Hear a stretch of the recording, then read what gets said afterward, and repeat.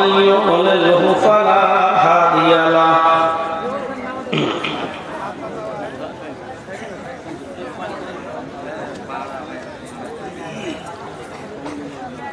وأشهد أن لا إله إلا الله وحده لا شريك له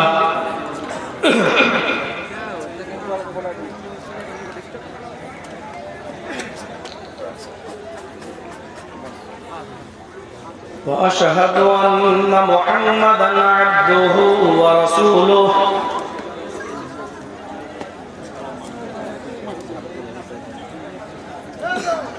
أما بعد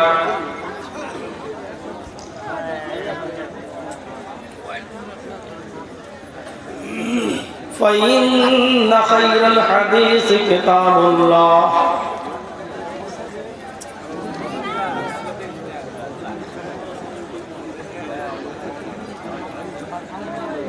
وخير الهدي هدي محمد صلى الله عليه وسلم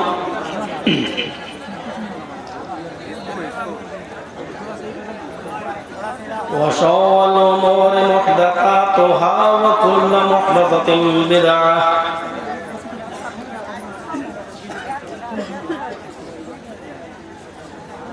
وكل بدعة ضلالة وكل ضلالة في النار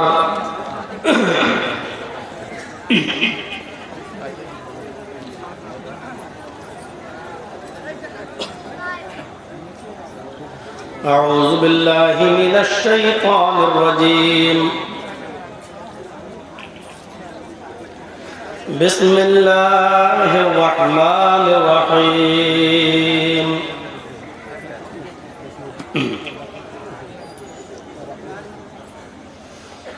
يا أيها الناس إنا خلقناكم من ذكر وأنثى وجعلناكم شعوبا وقبائل لتعارفوا إن أكرمكم عند الله أتقاكم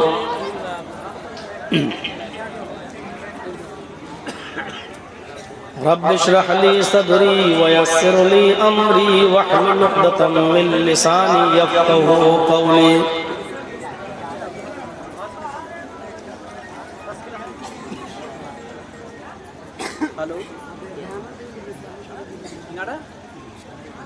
اسٹیج پر بیٹھے ہوئے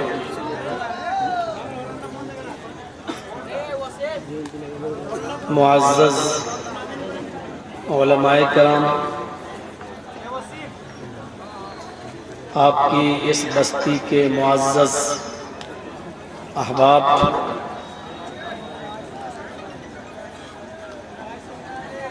اس جلسہ کمیٹی کے اہم ذمہ داران،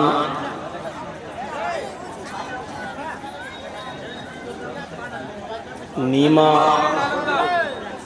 ڈسٹرکٹ کٹیہار اور اس کے اطراف و اکناف سے آئے ہوئے تشریف لائے ہوئے معزز سامعین حضرات، پردہ نشین اسلامی خواتین، پیاری ماں اور بہنوں، قوم و ملت کے لائق ور نوجوانوں، مستقبل کے ہونہار عزیز بچوں،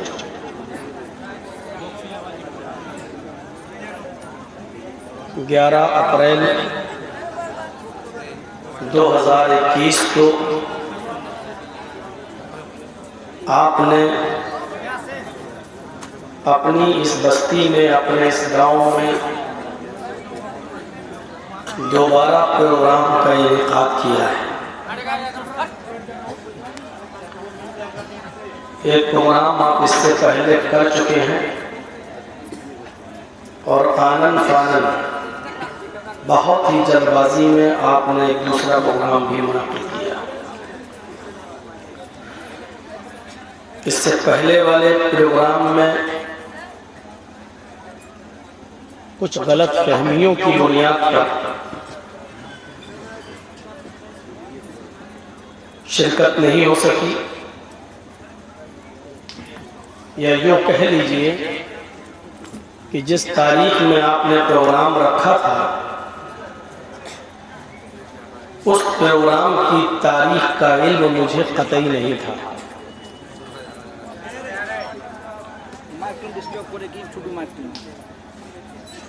کچھ غلط فہمیاں ہوئی، اس کو دوبارہ چھیڑنا اور دوبارہ اس پر بحث کرنا مناسب نہیں. دوبارہ تاریخ مجھ سے لی گئی. میں نے آج کی 11 اپریل کی یہ تاریخ فکس کی اور الحمدللہ اپنی متعینہ تاریخ پر میں حاضر ہوا.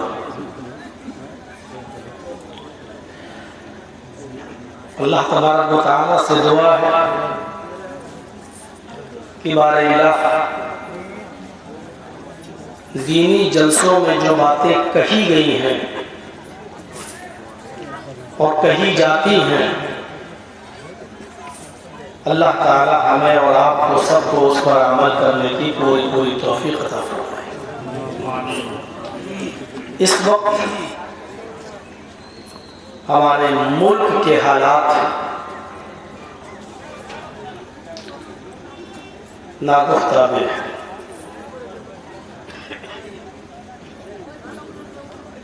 امن اور شانتی کو ختم کرنے کی پلاننگ اور منصوبے ہو رہے ہیں.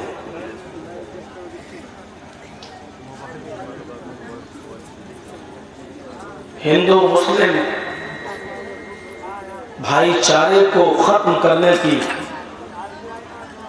ناپاک سازشیں ہو رہی ہیں. ضرورت ہے ان حالات کے اندر مانوتا کا درس دینے کی، انسانیت کا سبق پڑھانے کی.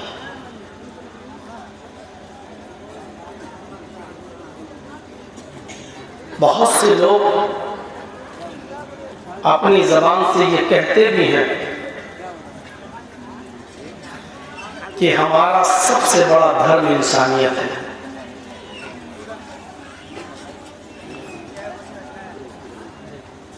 میں یہ کہتا ہوں کہ ہم جس مذہب کے فالوور ہیں اور جس مذہب کے ہم پیروکار ہیں، وہ مذہب انسانیت کا سب سے بڑا علم بردار ہے. انسانیت کا سب سے بڑا پاٹ سبق اگر کسی مذہب کے اندر ملے گا تو وہ مذہبی اسلام ہے. اگر لوگ گھرنا اور نفرت کی چادریں اتار کر، نفرت اور گھرنا کا چشمہ اپنی آنکھوں سے اتار کر اگر اسلام کی اسٹڈی کریں، اسلام کا مطالعہ کریں گے تو کبھی ایسے مندروں کے پجاری پیدا نہیں ہوں گے جو جناب محمد رسول اللہ صلی اللہ علیہ وسلم کی شان میں گستاخی کرتے ہیں اور بیہودہ جملے استعمال کرتے ہیں.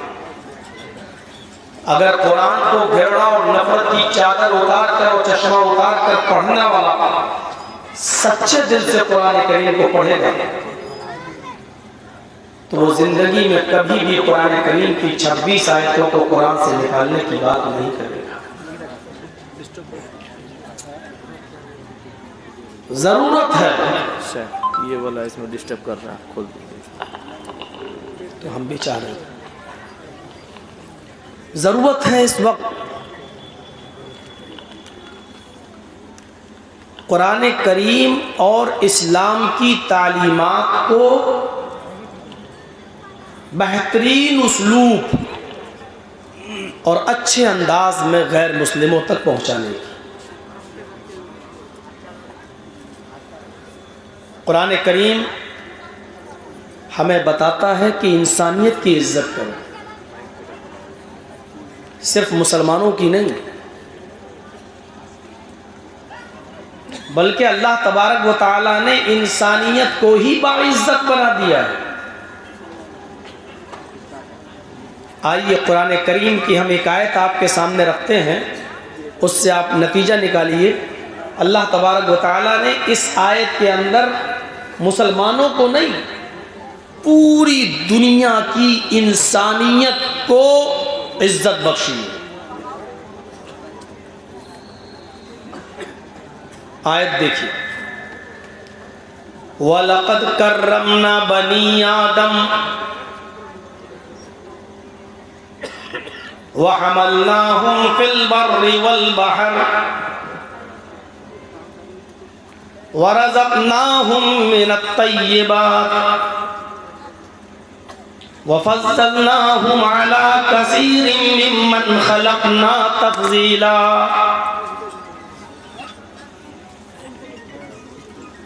یہ چار چیزوں پر ذرا غور کیجئے۔ اس میں پہلی چیز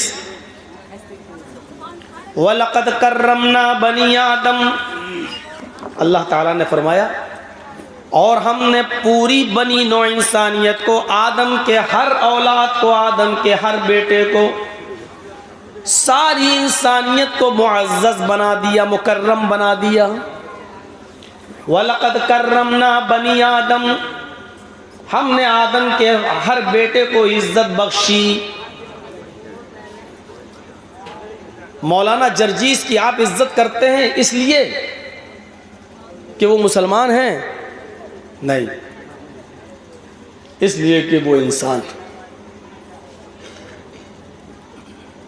رام چندر جی کی اور پریم چندر جی کی اور راکیش کی اور ارجن کی بھی آپ کو عزت کرنا پڑے گی، اس لیے نہیں کہ وہ ہندو ہے، کیونکہ وہ انسان ہے۔ دنیا کا کوئی مذہب ایسی تعلیم دے گا؟ اور تعجب یہ ہے کہ جو دھرم، جو مذہب انسانیت کی سب سے اچھی شکشا دے رہا ہے، آج اسی دھرم کو اتنا ہی زیادہ مطعون کیا جا رہا اور نشانہ بنایا جا رہا ہے۔ کبھی نتیانند کی شکل میں کوئی اڑتا ہے اور کبھی ہمارے ہی آستینوں میں سانپ پالے جاتے ہیں اور ان کے سامنے ہڈیاں ڈال کر ہم ہی میں سے کسی کو قرآن کریم کے خلاف زہر اگلنے کے لیے پالا اور پوسا جاتا ہے اور پروان چڑھایا جاتا ہے۔ وَلَقَدْ كَرَّمْنَا بَنِي آدَمَ، ہم نے بنی آدم کو مکرم بنایا۔ انسان کے ہر بیٹے کو، آدم کے ہر بیٹے کو ہم نے مکرم بنایا، باعزت بنایا، سب عزت کے لائق ہے۔ وَحَمَلْنَاهُمْ فِي الْبَرِّ وَالْبَحْرِ، اور آدم کے ہر بیٹے کو، ہر انسان کو ہم نے خشکی اور تری میں سوار کیا۔ ہم نے ان کو سواریاں عطا فرمائی، زمین پر بھی اور سمندر کے اندر بھی۔ آپ دیکھیے، صرف مسلمان چلتا ہے کیا سڑک پر؟ کیا اونٹ کا سفر، گھوڑے کا سفر، کھچر کا سفر، یکے اور تانگے کا سفر صرف مسلمان کرتا ہے؟ نہیں، اللہ نے کہا ہم نے ہر انسان کو، انسان کے ہر بیٹے کو، آدم کے ہر بیٹے کو ہم نے سواریاں دی ہیں۔ خشکی میں فور ویلر اگر آپ کے پاس ہے تو ان کے پاس بھی ہے، بائک آپ کے پاس ہے تو ان کے پاس بھی ہے۔ ہوائی جہاز کا سفر اگر مولانا جرجیس کرتے ہیں تو اشوک کمار بھی کرتا ہے، رام چندر بھی کرتا ہے، راکیش بھی کرتا ہے۔ ہم نے خشکی میں بھی سواریاں دی ہیں اور ہم نے تری میں، سمندر کے اندر بھی، پانی کے بڑے بڑے جہازوں میں، کشتیوں میں ہم نے آدم کے بیٹوں کو سواریاں عطا فرمائی ہیں۔ ہندو اور مسلمان کی قید نہیں، سب کو۔ وَرَزَقْنَاهُم مِّنَ الطَّيِّبَاتِ، اور ہم نے ان کو پاکیزہ رزق دیا ہے۔ پاکیزہ رزق اچھا طیب رزق صرف مسلمانوں کو نہیں، جو گیہوں تم کھاتے ہو وہ گیہوں یہودی بھی کھاتا ہے، عیسائی بھی کھاتا ہے، جو سرسوں کا تیل آپ استعمال کرتے ہیں ہندو بھی کرتا ہے، عیسائی بھی کرتا ہے، یہودی بھی کرتا ہے، بدھسٹ بھی کرتا ہے۔ جو پاکیزہ رزق ہم نے تمہیں دیا وہ ان کو بھی دیا، آدم کے ہر بیٹے کو دیا، پوری بنی نوع انسانیت کو ہم نے عطا فرمایا۔ وَفَضَّلْنَاهُمْ عَلَىٰ كَثِيرٍ مِّمَّنْ خَلَقْنَا تَفْضِيلًا، اور ہم نے بہت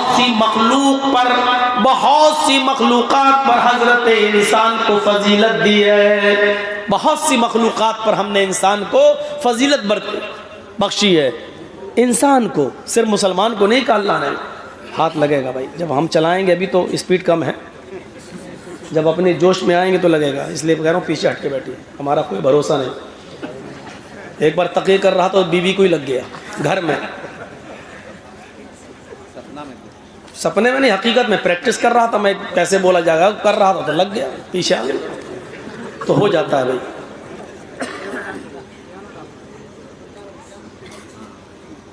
ڈاکٹر اپنی پریکٹس کرتا ہے، ہم لوگ بھی پریکٹس کرتے ہیں، پریکٹس نہیں کریں گے تو بھول نہیں جائیں گے۔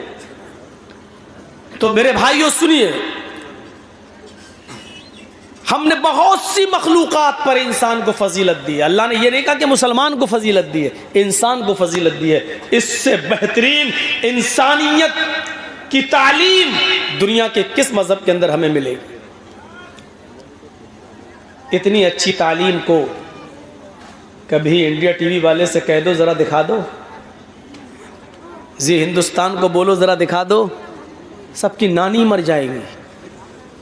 یہ نہیں دکھائیں گے، یہ دکھائیں گے ایک آدمی اگر داڑھی والا، اس کے چہرے پہ داڑھی، چاہے وہ نماز پڑھتا ہو یا نہ پڑھتا ہو، روزہ رکھتا ہو یا نہ رکھتا ہو، اگر اس سے انسان ہونے کے ناطے سے کوئی غلطی ہو جائے تو اس کو اسلام سے جوڑ کر فوراً دکھانے کی کوشش کرتے ہیں، فوراً۔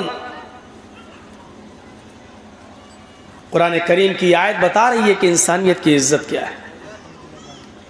اس آیت کو پھر سے سنیے اور اس کے ترجمے پر غور کیجیے۔ وَلَقَدْ كَرَّمْنَا بَنِي آدَمَ وَحَمَلْنَاهُمْ فِي الْبَرِّ وَالْبَحْرِ وَرَزَقْنَاهُمْ مِنَ الطَّيِّبَاتِ وَفَضَّلْنَاهُمْ عَلَىٰ كَثِيرٍ مِّمَّنْ خَلَقْنَا تَفْضِيلًا۔ ہم نے بنی نوع انسانیت کو، ہم نے بنی آدم کو، ہم نے ساری دنیا کے انسانوں کو عزت بخشی ہے، مکرم بنایا، باعزت بنایا ہے، اور ہم نے پوری کی پوری انسانیت کو خشکی میں اور سمندر میں، زمین پر بھی اور پانی میں، تالاب میں، سمندر میں، ہم نے ان کو سواریاں عطا فرمائی ہیں۔ ہم نے بنی نوع انسانیت کو پاکیزہ رزق دیا ہے، اور پوری کی پوری انسانیت کو بہت سی مخلوقات پر ہم نے ان کو فضیلت عطا فرمائی ہے۔ یہ پوری انسانیت کی عزت کا مسئلہ ہے۔ آئیے اب قرآن کریم کی ایک دوسری آیت ہم آپ کے سامنے پڑھنے جا رہے ہیں، جس میں اللہ تعالیٰ نے پوری دنیا کی انسانیت کو ایک خاندان سے جوڑا ہے، ایک خاندان سے جوڑ دیا، ایک کنبے اور قبیلے سے جوڑ دیا، کہ تم الگ الگ مذہب کے ماننے والے تو ہو سکتے ہو، لیکن خاندان تمہارا ایک ہے، باپ تمہارا ایک ہے، ماں تمہاری ایک ہے، ایک خاندان سے جوڑ دیا۔ یا ایھا الناس انا خلقناکم من ذکر وانثی وجعلناکم شعوبا وقبائل لتعارفوا ان اکرمکم عند اللہ اتقاکم۔ ہائے سمپور جگت کی مانو ذاتی، ہائے ساری دنیا کے انسانوں، تم سب آپس میں بھائی بھائی ہو، اس لیے کہ ہم نے تم کو ایک ہی مرد اور ایک ہی عورت سے پیدا کیا ہے۔ ان خلقناکم من ذکر و انثی، تمہارا باپ ایک، تمہاری ماں ایک، ایک ہی مرد اور ایک ہی عورت کی سنتان ہو تم، ایک ہی پرم پتا کے بیٹے ہو، تمہارا ایک ہی باپ ہے آدم، تم سب کی ایک ہی ماں ہے حوا، اسی کو تم منو کہہ لو، آشو کہہ لو، اور تمہاری ایک ہی ماں ہے حوا جس کو تم شتروپا کہہ لو یا حوتی کہہ لو۔ ہندو بھائیوں، تمہاری کتاب میں اس پہلے منشیہ کا نام منو آیا ہے، ہمارے یہاں اس پہلے منشیہ کا نام آدم آیا ہے۔ ہم نے منو مان لیا ہے لیکن آپ آدم ماننے کے لیے تیار نہیں ہو۔ آپ کی کتاب میں اس ماں کا نام جس کے سب بیٹے ہیں اس کا نام شتروپا بتایا گیا، ہمارے یہاں حوا بتایا گیا۔ ہم شتروپا ماننے کے لیے تیار ہیں، حوتی ماننے کے لیے تیار ہیں، لیکن آپ حوا ماننے کے لیے تیار نہیں۔ بتاؤ دلوں میں گنجائش کس کے پاس ہے؟ ہمارے اندر ہے یا آپ کے اندر ہے؟ ہماری کتاب قرآن کہتی ہے، ہماری کتاب قرآن اللہ کا نازل کردہ قرآن ایشوری گرنتھ، یہ پوتر، اس کی پوتر پنکتیاں، اس کی یہ پوتر پنکتیاں یہ کہتی ہیں کہ ہے مانو ذاتی، ہے منشیو، ہے انسانوں، کہیں کے بھی رہنے والے ہو پوری دنیا میں، تمہارا باپ ایک ہے، ہم نے تم کو ایک ہی مرد اور ایک ہی عورت سے پیدا کیا ہے، تم سب ایک ہی ماں کے بیٹے، ایک ہی باپ کے بیٹے ہو، اس لیے تم سب آپس میں بھائی بھائی ہو۔ اِنَّا خَلَقْنَاكُم مِّن ذَكَرٍ وَأُنثَىٰ وَجَعَلْنَاكُمْ شُعُوبًا وَقَبَائِلَ لِتَعَارَفُوا وَجَعَلْنَاكُمْ شُعُوبًا وَقَبَائِلَ۔ ہاں تمہارا باپ ایک ہے، تمہاری ماں ایک ہے، لیکن ہم نے تمہاری برادریاں بنا دی ہیں، ہم نے تمہاری ذاتیں بنا دی ہیں، ہم نے تمہیں شعبے اور قبیلوں میں تقسیم کر دیا ہے، ہم نے تمہیں ذات اور برادریوں میں بانٹا ہے، لیکن کوئی ذات کسی پر بڑی نہیں ہے، کوئی ذات کسی سے چھوٹی نہیں ہے۔ ہم نے تمہیں قبیلے اور برادریوں میں صرف اس لیے بانٹا ہے لِتَعَارَفُوا، تاکہ تم ایک دوسرے کو پہچان لو، تاکہ تم ایک دوسرے کو پہچان سکو۔ میرا نام جرجیس، ایک قبیلہ ہے، دوسرے قبیلے دوسرے خاندان میں بھی کوئی جرجیس، اچھا آپ کا نام جرجیس، اچھا ایک جرجیس آیا تھا، کون؟ اچھا اچھا اچھا وہ خان، اچھا اچھا وہ انصاری، یہ لیجیے اب پہچان ہو گئی۔ اور اگر قبیلے اور ذات اور برادریاں نہیں بنائی ہوتی تو کوئی پہچان نہیں ہوتی۔ تو اللہ نے کہا ہم نے صرف تعارف کے لیے اور پہچان، تاکہ تم ایک دوسرے کو پہچان سکو، صرف پہچاننے کے لیے تمہاری ذاتیں برادریاں قبیلے بنائے ہیں۔ کوئی کسی پر بڑا، کوئی کسی سے چھوٹا، یہ اگر کہتے ہو تو سب سے بڑے جاہل ہو۔ جہالت کی بو ہے یہاں سے اٹھتی ہے۔ خان یہ کہے کہ میں سب سے اونچی قوم ہوں، اور وہ یہ کہے کہ یہ برادری سب سے نیچی برادری ہے۔ سید کہے کہ میں سب سے اونچی قوم ہوں اور فلاں برادری سب سے نیچی۔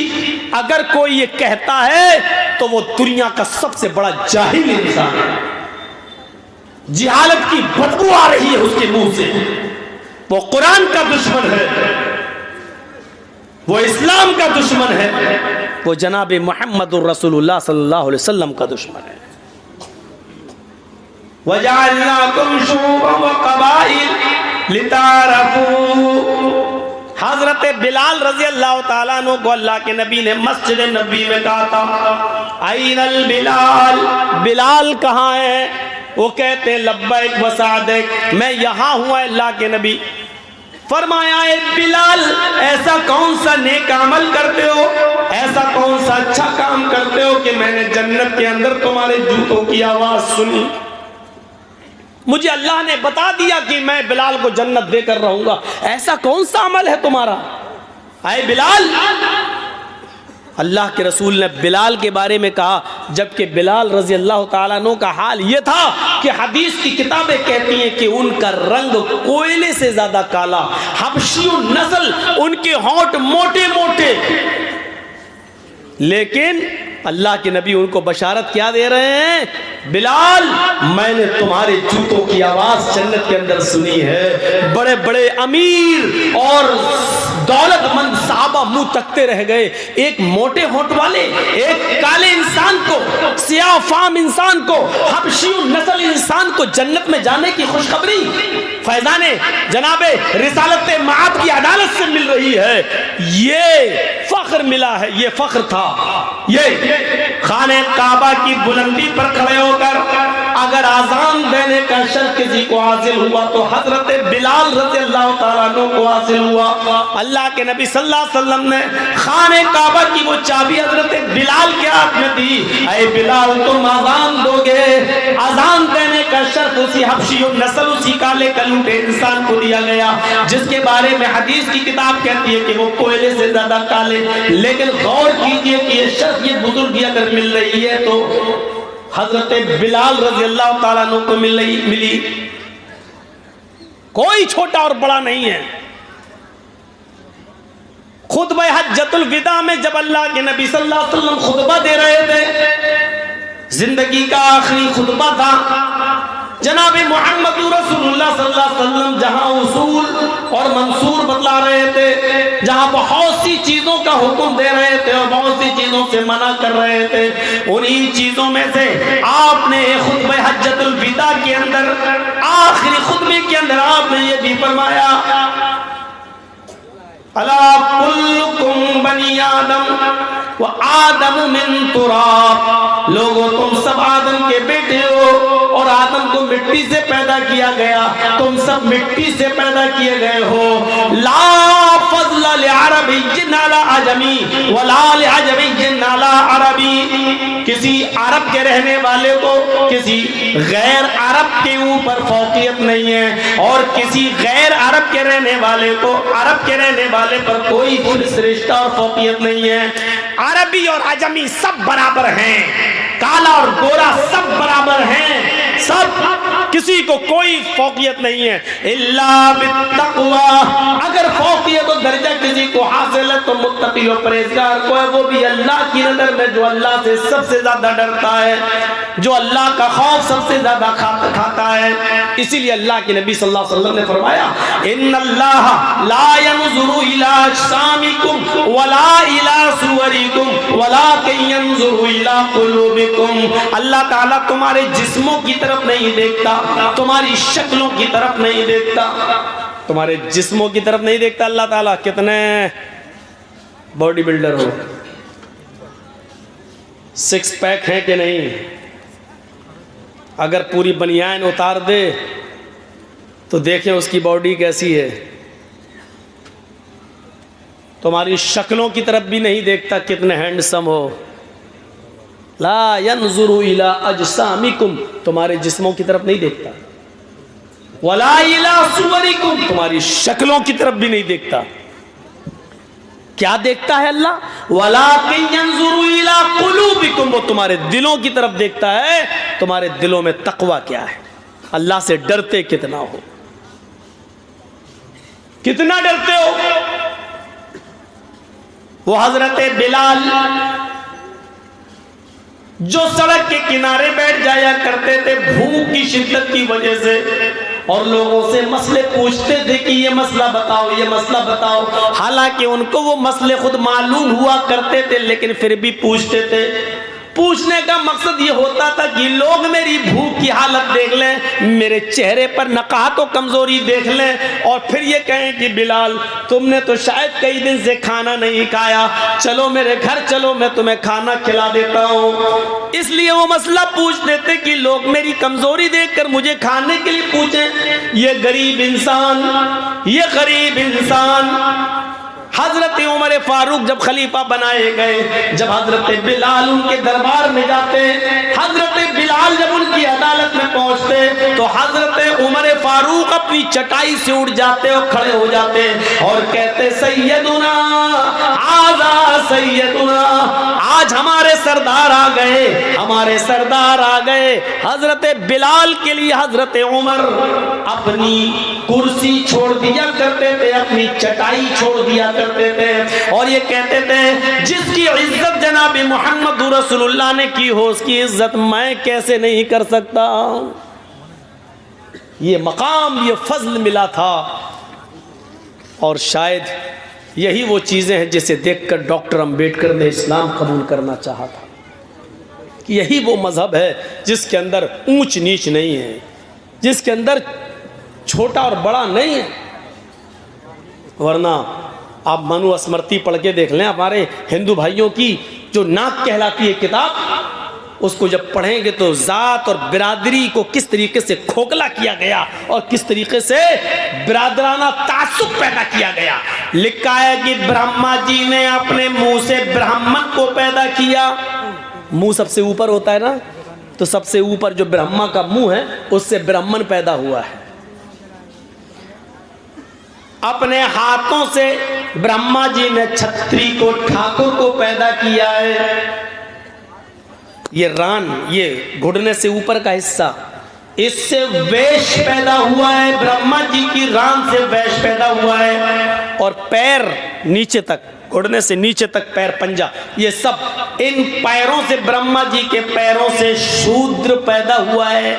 شودر ہریجن، لہذا یہ نیچی ذات ہے، نیچی ذات ہے، یہ غلامی کرنے کے لیے پیدا ہوا ہے۔ اس سے نالیاں صاف کراؤ، گندگی صاف کراؤ، صاف لکھا ہوا ہے منوسمرتی کے اندر۔ ذات اور برادری کی یہی سے بنیادیں ہل جاتی ہیں، جس کو قرآن کریم نے یہ کہہ کر ختم کر دیا کہ آئے سمپورن جگت کی مانو ذاتی، چاہے ہندو ہو یا مسلمان، سکھ ہو یا عیسائی، جینی ہو یا بدھسٹ، کمیونسٹ، کوئی بھی ہو، ہم نے تم کو ایک ہی مرد اور ایک ہی عورت سے پیدا کیا، تم سب آپس میں بھائی بھائی ہو۔ وَجَعَلْنَاكُمْ شُعُوبًا وَقَبَائِلَ لِتَعَارَفُوا، ہم نے شعبے اور قبیلوں میں تمہیں اس لیے بانٹ دیا تاکہ تم ایک دوسرے کو پہچان سکو۔ ان اکرمکم عند اللہ اتقاکم، تم میں سب سے بڑا بزرگ وہ ہے، سب سے بڑا انسان وہ ہے، اللہ کی درشٹی میں، اللہ کی نظر میں بڑا اور مہان پرش وہ ہے جو اللہ سے سب سے زیادہ ڈرتا ہے۔ تقوی والا اور متقی اور پرہیزگار انسان یہ بڑا ہے، وہ بھی اپنے آپ کو بڑا نہیں کہہ سکتا۔ اگر جرجیت صاحب 5 وقت کی نماز پڑھتے ہو اور تہجد کی نماز بھی پابندی سے پڑھتے ہو تو جرجیت صاحب یہ نہیں کہہ سکتے کہ میں سب سے بڑا ہوں اس لیے کہ میں اللہ سے سب سے زیادہ ڈرتا۔ یہ تو اللہ ہی کو معلوم ہے کہ تم اللہ سے کتنا ڈرتے ہو۔ اللہ کی نظر میں بڑا وہ ہے، اپنی نظر میں نہیں، اللہ کی نظر میں بڑا وہ ہے جو اللہ سے سب سے زیادہ ڈرتا ہے۔ یہ انسانیت کا درس ہے، کہیں ملے گا؟ انسانیت کا درس دیتے ہوئے میرے بھائی، اللہ کے نبی صلی اللہ علیہ وسلم نے فرمایا، راستے سے اگر آپ گزر رہے ہو، انسانیت کا درس دیکھو، اس کو ایمان کا ایک حصہ بنا دیا۔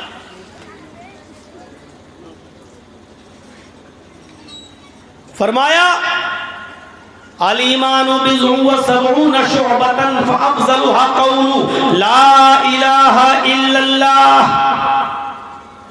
وادناها اماطۃ الاذى عن الطریق والحیاء شعبۃ من الایمان۔ یہ لیجئے، ایمان کا حصہ بنا دیا۔ ترجمہ سنیے، ایمان کی 70 سے زیادہ شاخیں ہیں، برانچز، ایمان کی 70 سے زیادہ برانچز ہیں۔ سروشریشٹھ برانچ، سب سے افضل درجہ ایمان کا کیا ہے؟ لا الہ الا اللہ، اس بات کی گواہی دینا کہ اللہ کے علاوہ کوئی معبود نہیں ہے۔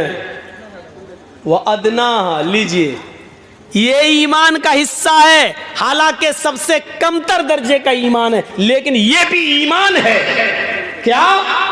وَأَدْنَاهَا إِمَاطَةُ الْأَذَى عَنِ الطَّرِيقِ، راستے میں اگر کوئی تکلیف دینے والی چیز پڑی ہوئی ہو اور آپ آپ اس کو دیکھ لیں تو اس تکلیف دہ چیز کو ہٹانا آپ کی ذمہ داری بن جاتی ہے. آپ اس کو ہٹائیں اور دور کر دیں. اچانک سائیکل پہ آپ جا رہے ہیں اور دیکھا کہ کانٹا پڑا ہوا راستے میں, آپ گاڑی روکی, آپ نے دیکھ لیا, آپ تو بچ کے نکل گئے, لیکن کوئی بچہ بھی گزر سکتا ہے, کوئی نابینا اس کے پیر پہ کانٹا چبھ سکتا ہے, کوئی عورت جلدی میں گزری اس کو کانٹا چبھ سکتا ہے, پتھر پڑا ہوا ہے, کوئی جلدی میں جا رہا پتھر سے ٹکرا کے گر سکتا ہے. فرمایا تمہیں سائیکل روکنا پڑے گی, بائک روکنا پڑے گی. اگر تم 4 ویلر پہ ہو تو 4 ویلر کو بھی روکنا پڑے گا, اور اس تکلیف دہ چیز کو, کیلے کا چھلکا ہو, کانٹا ہو, پتھر ہو, یا کوئی بھی تکلیف دینے والی چیز راستے میں پڑی ہے تو اس کو آپ ہٹائیں. یہ ایمان کا ایک حصہ ہے. آپ جانتے ہیں کہ اس راستے سے کوئی مسلمان نہیں گزرے گا, مرے کوئی یہودی عیسائی ہندو جائے گا, ہمارے باپ کا کیا جا رہا, ٹوٹنے دو دانت اس کے. آپ یہ سوچ کر نہیں گزر سکتے ہیں, یہ انسانیت کا تقاضا ہے. یہ مت دیکھو کہ گزرنے والا یہودی ہے یا عیسائی ہے یا ہندو ہے یا جینی ہے یا بدھسٹ ہے, نہیں, تمہیں وہ ہٹانا ہوگا تاکہ کسی انسان کو تکلیف نہ پہنچے. مسلمان نہیں, انسان کو تکلیف نہ پہنچے. ہمارے نبی صلی اللہ علیہ وسلم صرف یہ نہیں چاہتے کہ مسلمان محفوظ رہے, ہمارے نبی چاہتے کہ ساری انسانیت جہاں تک ہو سکے اس کو تکلیف سے دور, تکلیف سے نجات دلائی جائے, اس کو دنیا میں کوئی تکلیف نہ دی جائے, اس کی تکلیف کو دور کیا جائے. یہی وجہ ہے کہ اللہ کے نبی صلی اللہ علیہ وسلم نے ہندو اور مسلمان کی کوئی قید نہیں لگائی, بلکہ فرمایا واللہ لا یؤمن, واللہ لا یؤمن, واللہ لا یؤمن, اللہ کی قسم وہ مومن نہیں, اللہ کی قسم وہ مومن نہیں, اللہ کی قسم وہ مومن نہیں. اور سنو میرے بھائیو, انسانیت کا درس سنو, یہ اسلام سب سے بڑا درس دے رہا ہے. آؤ دوسرے مذہب والوں کو میں چنوتی دیتا ہوں, چیلنج دیتا ہوں, آؤ اپنے مذہب کو قرآن کی کسوٹی پر, اسلام کی کسوٹی پر رکھو اور بتاؤ انسانیت کا سب سے بڑا علمبردار کون سا مذہب ہے, انسانیت کی سب سے اچھی تعلیم کون سا مذہب دے رہا ہے. آؤ قرآن, اللہ کے نبی کہتے ہیں وہ مومن نہیں, یا اللہ کون مومن نہیں, پھر سن لو وہ مومن نہیں. اللہ کے نبی کس کے بارے میں کہہ رہے ہیں کہ وہ مومن نہیں, ہاں پھر سن لو وہ مومن نہیں. اے اللہ کے نبی بار بار کیوں کہہ رہے ہیں, آپ ایک بار کہہ دیں تو کافی ہے. ہم مسلمان ہیں, آپ کی ہر بات پر ایمان لانا ہمارے لیے ضروری ہے, ایک بار کہہ دیں تو کافی ہے. آپ 3 بار کہہ رہے ہیں کہ وہ مومن نہیں, وہ مومن نہیں, وہ مومن نہیں. یا اللہ میرے نبی تو وہ ہیں, ایک بار کہہ دیں تو ہمارا ایمان لانا ضروری ہے, اور جس کو 3 بار کہہ رہے ہو اس بات کی اہمیت کتنی زیادہ ہے. فرمایا وہ مومن نہیں, مومن نہیں, مومن نہیں. اللہ کون مومن نہیں, فرمایا جو خود پیٹ بھر کے کھانا کھا لے اور اس کا پڑوسی بھوکا سو جائے وہ مومن نہیں. پڑوسی کا لفظ آیا ہے, یہ نہیں کہا کہ مسلم پڑوسی ہونا چاہیے. ہندو بھوکا مر رہا تو مرنے دو, یہودی بھوکا مر رہا تو مرنے دو, عیسائی بھوکا مر رہا تو مرنے دو, سکھ بھوکا مر رہا تو مرنے دو, بدھسٹ بھوکا مر رہا تو مرنے دو, مسلمان بھوکا نہیں مرنا چاہیے, یہ نہیں کہا جا رہا ہے. 3 بار وہ مومن نہیں, وہ مومن نہیں, وہ مومن نہیں. اور صرف یہ نہیں مومن نہیں, اللہ کی قسم وہ مومن نہیں, اللہ کی قسم وہ مومن نہیں, اللہ کی قسم وہ مومن نہیں. اللہ کون مومن نہیں, فرمایا وہ مومن نہیں جو خود پیٹ بھر کے کھانا کھا لے اور جس کا پڑوسی بھوکا سو جائے. پڑھو تہجدیں, کتنی پڑھنا ہے. حاجی صاحب حج کر کے آئے, 60 70 65 سال کی عمر ہو گئی, سعودی عرب کا رومال ڈالے ہاتھ میں, رات میں اٹھ کے وضو میں سجدوں پہ سجدے ٹھوکے چلے آ رہے. پڑوسی بھوکا سو گیا بیچارہ, آپ کی ذمہ داری تھی بستر پر سونے سے پہلے آپ اپنی بیٹی کو، آپ اپنی بہن کو، آپ اپنی بیوی کو پڑوس میں بھیجتے. باتیں باتوں میں آپ کی بیوی، بہن، بیٹی، پڑوسی کی بہن، بیٹی، بیوی یا چھوٹے چھوٹے بچوں سے پوچھ لیتی بیٹے تمہارے گھر میں کیا بنا ہے. بچے جھوٹ نہیں بولتے، بچے اکثر سچ بولتے ہیں. آپ کی بیوی، آپ کی بہن کی ذمہ داری تھی کہ چھوٹے چھوٹے بچوں سے، بڑے تو شرما بھی جائیں گے، ہمارے گھر کی پول نہ کھولے، چھوٹے چھوٹے بچوں سے پوچھا جائے بچوں تمہارے گھر میں آج کیا بنا ہے، دیکھو آج ہمیں بھوک لگی ہے، ہم کھانا کھانا چاہتے ہیں. اس سے پتا چلے گا ان بچوں نے کیا کھایا ہے، ان بچوں نے کیا پیا ہے. یہ تمہاری ذمہ داری تھی. اللہ کی قسم تو تہجد پڑھتا رہا، اللہ کی قسم رات میں اٹھ کر تو نفل پہ نفل ٹھونکتا رہا، سجدوں پہ سجدے ٹھونکتے رہا، رکوع پہ رکوع کرتا گیا، اور تیرا پڑوسی بھوکا سو گیا، چاہے وہ ہندو ہو یا مسلمان، سکھ ہو یا عیسائی. کعبے کے رب کی قسم تیری تہجد قبول نہیں، تیری عبادت قبول نہیں، تیری فرض اور نفل قبول نہیں، کیونکہ اللہ کے نبی نے کہا وہ مومن نہیں، وہ مومن نہیں، وہ مومن نہیں. انسانیت کا اتنا بڑا درس. ایک صحابی تھے، ان کے گھر میں چوہے بہت ہو گئے تھے، تو کسی سے انہوں نے مشورہ کیا کہ بھائی میرے گھر میں چوہے بہت زیادہ ہیں، کیا کریں یار، کوئی راستہ بتاؤ. تو انہوں نے کہا بہت آسان راستہ، ایک بلی پال لو. انہوں نے کہا یار یہ تو بہت آسان راستہ ہے. وہ ایک بلی لے آئے، اور جب بلی لے آئے تو انہوں نے پال لی. دوسرے دن چوہے بھاگ گئے، سب کوئی چوہا ہی نہیں ہے. اب وہ سوچ رہے ہیں کہ یار میری بلی نے تو ایک بھی چوہا نہیں کھایا ہے، چوہے تو روز آتے تھے، میرے کپڑے کاٹ جاتے تھے، یہ کر جاتے تھے، وہ کر جاتے تھے، اور بلی نے ایک بھی چوہا نہیں کھایا، نہ مارا. چوہے بھاگ کہاں گئے؟ دوسرے دن انہوں نے بلی ختم کر دی، بھلے ماری نہیں ہے، بلی کو چھوڑ دیا، چلی گئی. کسی نے پوچھا کہ تم نے بلی، چوہے پھر آ گئے. پوچھا کہ بھائی تم تو بلی لے آئے تھے، پھر کیا ہوا؟ کہا میں بلی لے آیا تھا، بلی نے ایک بھی چوہا مارا نہیں، چوہے بھاگ گئے. بلی کو پھر میں نے اس لیے گھر میں نہیں پالا کیونکہ میرے چوہے بھاگ کر پڑوسی کے ہاں چلے گئے تھے. تو یہ کون سی انسانیت ہے اور کون سا ایمان ہے کہ اپنے گھر کی حفاظت کے لیے میں بلی لے آؤں اور وہ چوہے جو میرے گھر میں تھے وہ بھاگ کر پڑوسی کے گھر میں چلے جائیں اور اس کو نقصان پہنچائیں؟ تو یہ بھی تو اسلام نہیں ہے. اللہ کے نبی نے فرمایا جو اپنے لیے پسند کرو وہ اپنے بھائی کے لیے پسند کرو. تو جو چوہے مجھے اپنے گھر میں پسند نہیں ہے تو اپنے بھائی کے گھر میں کیسے پسند کر لوں؟ اس لیے میں نے سوچا کہ ڈر کی وجہ سے بلی کے یہ چوہے پڑوسی کے گھر میں گھس گئے.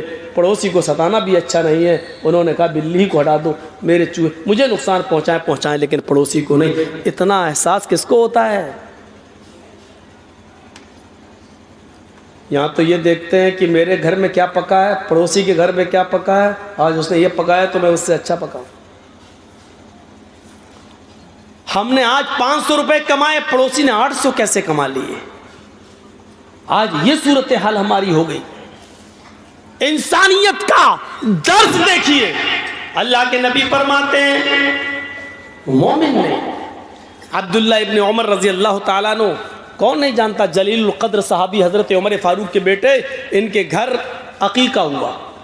عبداللہ ابن عمر اپنے بیٹے کا عقیقہ کر رہے ہیں.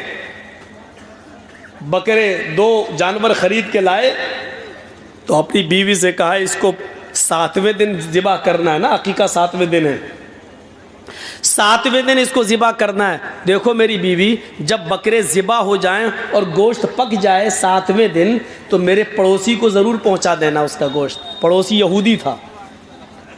ایک بات یاد رکھیے گا، سنیے، پڑوسی کون تھا؟ یہودی. اور حضرت عبداللہ ابن عمر کے ہاں آج بچہ پیدا ہوا، کل 2 جانور لے آئے، کل 2 جو ذبح کرنا تھا 2 خصی 2 بکرے 2 مینڈے 2 مینڈے وہ لے آئے اور کہا بیوی 7ویں دن جب ذبح ہو جائیں اور گوشت پک جائے تو پڑوسی کو پہنچا دینا. کہا ٹھیک ہے. پھر جب 4 دن رہ گئے کہا دیکھو بھولنا نہیں پہنچا دینا. کہ ہاں ٹھیک ہے. 3 دن رہ گیا دیکھو پہنچا دینا بھولنا نہیں. 1 دن رہ گیا پہنچا دینا بھولنا نہیں. آج عقیقہ ہے, بکرا دونوں جانور ذبح کر دیے. جیسی چھری چلا کر ذبح کر دیے, بولے دیکھو گوشت پک جائے تو بھولنا نہیں, پڑوسی کو دے دینا. اب بیوی ہاں ہاں ٹھیک ہے دے دوں گی. کھال اترنے لگی, جب بوٹیاں بننے لگیں پھر آئے عبداللہ ابن عمر. بن گئی گوشت کی بوٹیاں؟ نہیں ابھی بن رہی ہیں. ہاں دیکھو جب گوشت پک جائے تو پڑوسی کو ضرور پہنچا دینا. بیوی کہتی ہاں معلوم ہے بھائی, 5-6 دن سے آپ بول رہے ہیں, میں سن لیا ہے, پہنچا دوں گی. ہانڈی جب چولہے پہ رکھ دی اور گوشت جب بھننے لگا تو کہا تیار ہو گیا. کیوں آپ کو زیادہ بھوک لگ رہی ہے کیا؟ کہا نہیں بھوک کی بات نہیں ہے. پھر کہا میں یہ دیکھ رہا ہوں کہ کب پکے گا میرے پڑوسی کو. بیوی کو اب بہت غصہ آ گیا. کوئی بات بار بار کہی جائے تو آدمی پک جاتا ہے. مجھے یاد ہے یہ کوئی آدمی مجھے ایئرپورٹ پہ سے لینے گئے اور لے کے آئے, مولانا صاحب ہمارے ہاں کے حالات بہت خراب ہیں, ذرا سنبھل کے بولنا, ایسا مت بولنا. میں نے کہا ٹھیک ہے بھائی یاد رکھوں گا. جب تک گاڑی چلتی رہی وہ یہی سمجھاتے رہے ہم کو.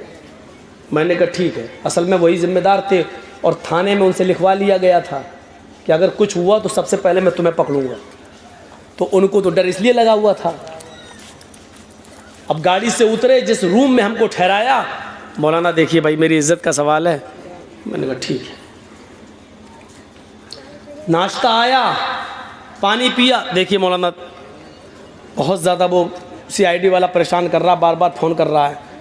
میں نے کہا ہاں بھائی ٹھیک ہے بھائی, میں صحیح بولوں گا, گھبراؤ نہیں. کھانا کھلا رہا تب بھی وہی, اس کا دماغ وہی لگا ہوا ہے. اسٹیج پہ بیٹھ گیا, آدھے گھنٹے تک دوسروں کی تقریر چل رہی تھی, میں بیٹھا رہا. اور جیسے ہی میں کرسی پہ بیٹھا پھر کان میں کہہ دیا مولانا ذرا خیال رکھیے گا. اب میرا آ گیا. ایئرپورٹ سے لے کے یہاں تک اس نے پکا کے رکھ دیا. میں نے شروعات ہی وہیں سے کر دی اور پوری 2 گھنٹے تک میں نے پھر تو تقریر کی, جس سے منع کیا وہی سب سے زیادہ بولا. اور پیچھے مڑ کے دیکھا تو سب غائب ہے ہی نہیں, بھاگے.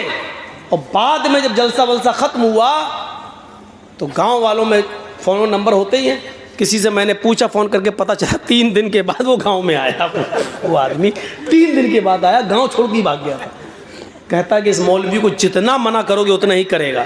ہم نے کہا یہ آدم علیہ السلام کی فطرت ہے, میرے اندر بھی ہے. اللہ تعالیٰ نے کتنی بار کہا دیکھو جنت میں خوب کھاؤ, جتنا کھا سکتے ہو کھاؤ, ٹہلو گھومو آدم سے, لیکن اس پیڑ کے پاس مت جانا, اس درخت کے قریب مت جانا. اور جس سے منع کیا گیا وہ وہیں چلے گئے. تو یہ تو آدم کی فطرت میں شامل ہے, ہم بھی تو انسان ہیں. ارے 1 بار کہہ دیا, 2 بار کہہ دیا, تم کسی کو پکاؤ گے؟ اب ایسا لگتا ہے, پھر بعد میں غصہ آ گیا. پھر مجھے ایسا لگا جیسے میں تمہارا نوکر بن کے آیا ہوں.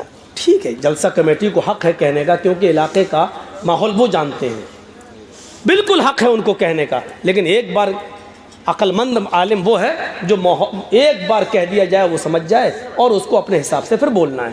لیکن ایئرپورٹ سے لے کر گھر تک, کھانا کھلانے تک, ناشتے تک, پانی چائے لاؤ, تب بھی یہاں تک کہ جب بولنے جا رہا تب بھی کان میں مولانا صاحب بہت حساس علاقہ ہے, بہت خطرناک ماحول ہے, ذرا صحیح سے بولیے کہ بڑی مشکل سے پرمیشن دی. چپ رہو یار, دماغ پکا کے رکھ دیا. پھر ہم وہیں سے بولنا شروع کر دیں. تو بیوی کو بار بار کہا, جانور لائے تو کہا, 6 دن پہلے کہا, 5 دن پہلے کہا, 4 دن, 3 دن, 2 دن, 1 دن, ذبح ہو گیا اس دن بھی, بوڈیاں بن رہی اس دن بھی. جب چولہے پہ پکنے لگا تو کہا زیادہ بھوک لگ رہی ہے آپ کو؟ کہا مجھے نہیں پک رہی, ہمیں پڑوسی کی فکر ہے. ارے میں نے سن لیا, بار بار پڑوسی پڑوسی. ارے مجھے معلوم ہے, پکنے تو دو, ایسی دے دوں کچا کیا؟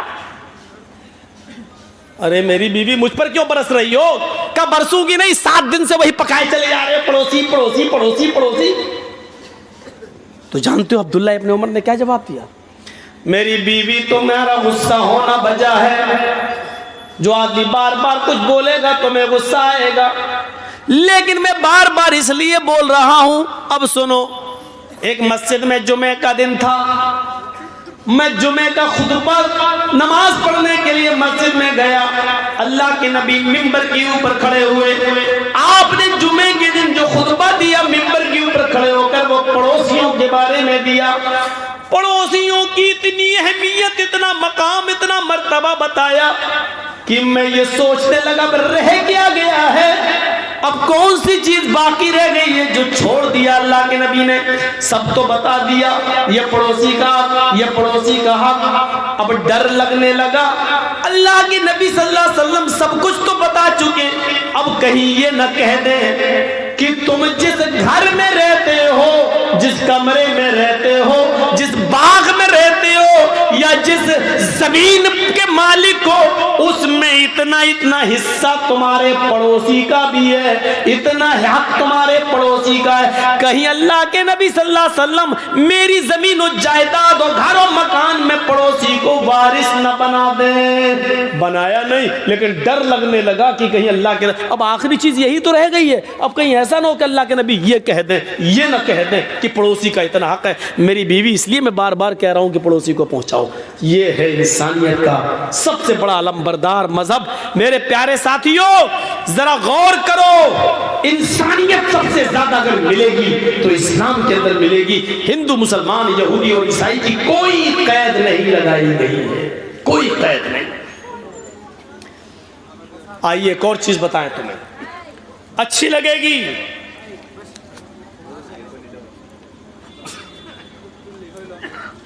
آپ مجھ سے قرض, میں نے آپ سے قرض لیا ہو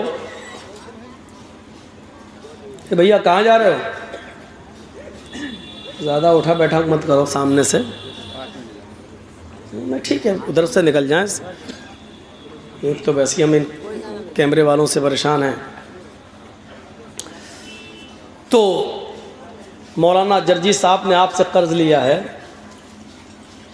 20,000 روپے, 50,000 روپے, اور کہا 1 ہفتے میں ہم آپ کو دے دیں گے, اور آپ نے 1 ہفتے کے لیے ہمیں دے بھی دیا, اور آپ 5 ہی دن میں ہم سے مانگنے لگے, تو ہم یہی تو کہیں گے کہ صاحب ابھی تو 1 ہفتے کا میں نے وعدہ کیا, ابھی تو 5 ہی دن ہوئے ہیں بھائی, ابھی وقت پورا نہیں ہوا ہے, 2 دن اور رک جاؤ. جب ہم پورے ہفتے میں آپ کو نہ دیں تب آپ ہم سے شکایت کر سکتے ہیں. یہی صورتحال اللہ کے نبی کے ساتھ ہوئی. ایک یہودی سے اللہ کے رسول نے قرض لیا, 1 ہفتے کا وعدہ کر, 5واں دن ہوا اس نے قرض مانگنا شروع کر دیا. اے اللہ کے رسول میرا قرض مجھے دے دیجیے جو ہم نے آپ کو دیا تھا. تو اللہ کے رسول نے فرمایا ابھی تو نہیں ہے میرے پاس. دیکھیے گا, مالک اللہ کے رسول, اس بستی کے مالک اللہ کے نبی اشارہ کر دے تو یہودی پٹ جائے. اللہ کے نبی نے کہا کہ میرا قرض دو.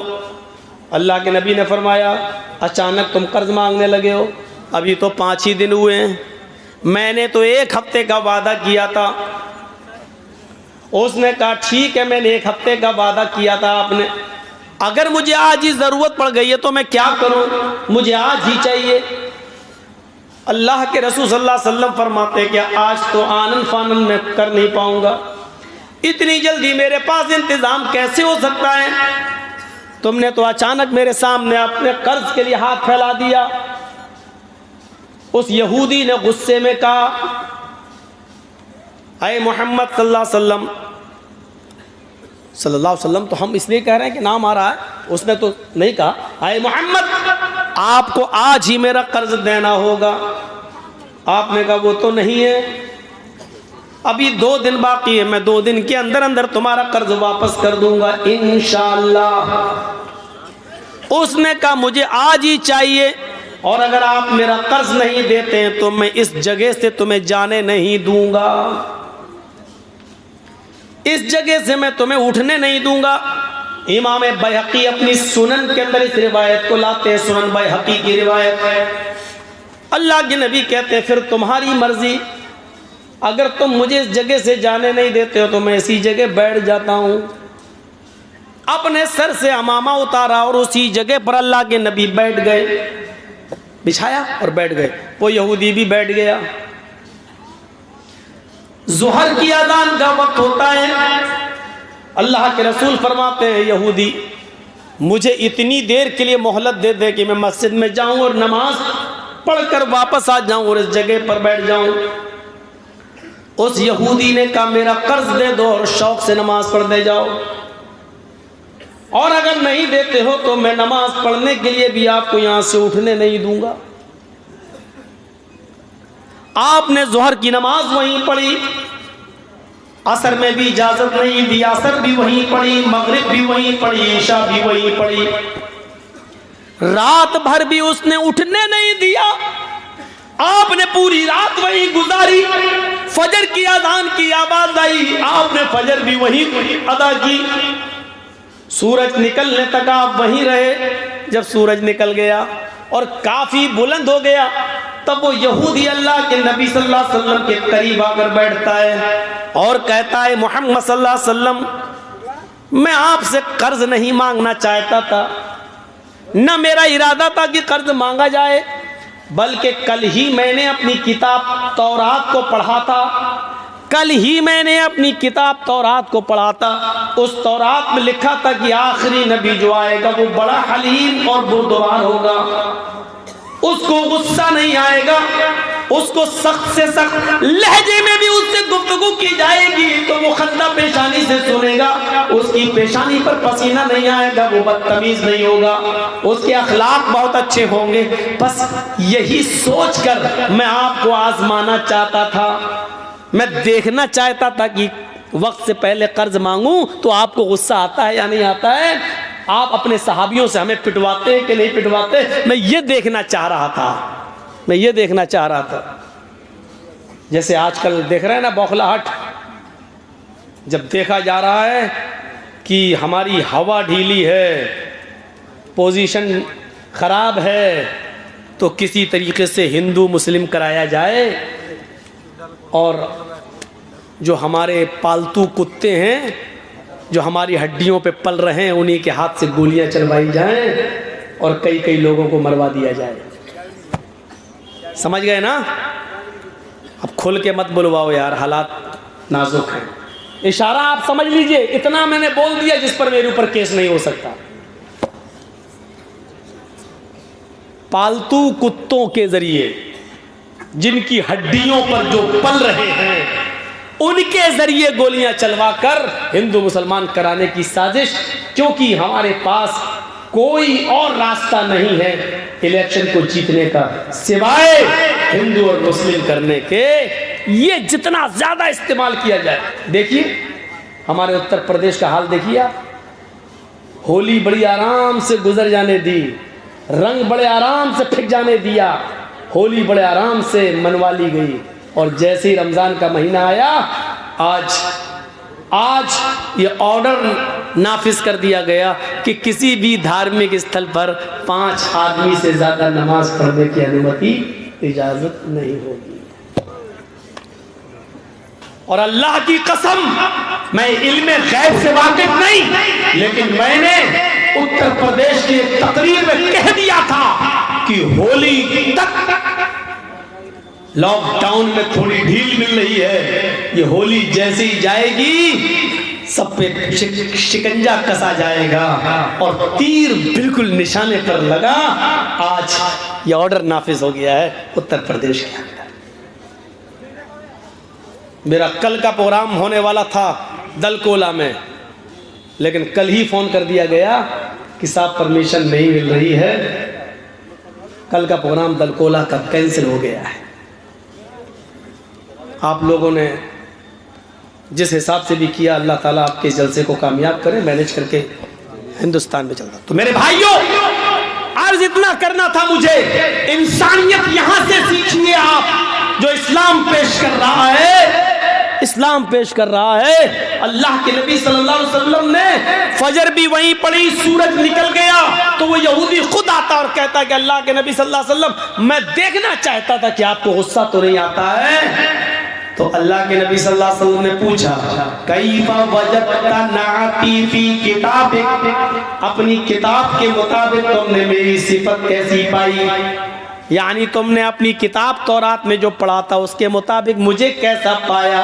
اس نے کہا میری کتاب میں جیسے لکھا تھا اس سے بھی اچھا، اس سے بھی آگے بڑھ کر، اس سے بھی بڑھ کر آپ کو میں نے باخلاق پایا ہے۔ پھر اللہ کے نبی صلی اللہ علیہ وسلم نے اس سے پوچھا پھر تجھے کون سی چیز روک رہی ہے اسلام قبول کرنے سے؟ یعنی اپنی کتاب کے مطابق جب تو نے مجھے ویسا پا لیا جیسی میری کتاب میں لکھا ہے تو پھر تو اسلام قبول کیوں نہیں کرتا؟ پھر کون سی چیز مانے؟ پھر کون سی چیز تجھے روک رہی ہے اسلام قبول کرنے سے؟ کہنے لگا ہاتی یدک ابایک علی الاسلام، اے اللہ کے نبی اپنا ہاتھ بڑھائیے، اپنا ہاتھ لائیے، میں آپ کے ہاتھ پر ہاتھ رکھ کر کلمہ پڑھنا چاہتا ہوں۔ اللہ کے نبی نے اپنا ہاتھ بڑھایا اور اس یہودی نے اسی وقت کلمہ پڑھا، اشہد ان لا الہ الا اللہ واشہد ان محمدن عبدہ ورسولہ۔ اس زمین کے مالک ہم، اس شہر کی پوری باغ ڈور میرے ہاتھ میں، میرا ایک ایک صحابی میرے ایک اشارے پر قتل کرنے کے لیے تیار، لیکن ایک معمولی یہودی کہہ رہا بیٹھ جاؤ، جب تک میرا قرض نہیں دو گے میں اٹھنے نہیں دوں گا۔ اللہ کے رسول بیٹھ جاتے ہیں۔ اس یہودی کا حق ہے، وہ قرضہ لے سکتا ہے، سختی سے مانگ سکتا ہے کیونکہ اس نے مجھے قرضہ دیا ہے۔ یہ الگ بات ہے کہ وقت سے پہلے مانگ رہا ہے، لیکن اس نے اپنے قرض کا مطالبہ کیا ہے۔ اللہ کے رسول نے انسانیت دکھائی، سب کچھ طاقت پاور سب کچھ ہونے کے باوجود بھی آپ نے کسی صحابی سے یہ نہیں کہا نہیں۔ حضرت عمر بگڑنے بھی لگے، تیری اتنی ہمت ہمارے نبی کو؟ اللہ کے رسول نے کہا نہیں اے عمر نہیں، وہ مجھے کہہ رہا جو کہہ رہا تم کو نہیں، آپ اپنا کام کریے۔ آپ نے حضرت عمر فاروق کو روک دیا اور خود آپ اس کے ساتھ ویسا ہی کرتے گئے جیسا وہ چاہتا گیا۔ اس سے بڑی انسانیت، اس سے بڑا انسانیت کا درس، اس سے بڑا انسانیت کا پاٹھ، اس سے بڑا انسانیت کا سبق ہمیں دنیا کی کون سی کتاب میں ملے گا اور کون سے پاٹھ اور لیسن اور سبق کہاں ملے گا؟ میرے بھائیو آؤ ایک اور منظر دکھلاتے ہیں آپ کو۔ اللہ کے رسول صلی اللہ علیہ وسلم کو قتل کرنے کے ارادے سے بھیس بدل کر، شکل بدل کر، بھیس بدل کر یمامہ کا گورنر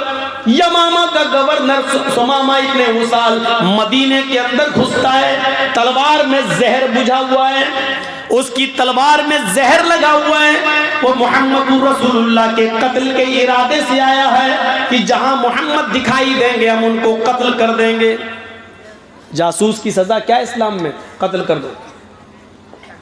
جو جاسوسی کرتا ہو اس کی سزا اسلام میں یہ ہے کہ اس کو پکڑو اور اس کو قتل کر دو۔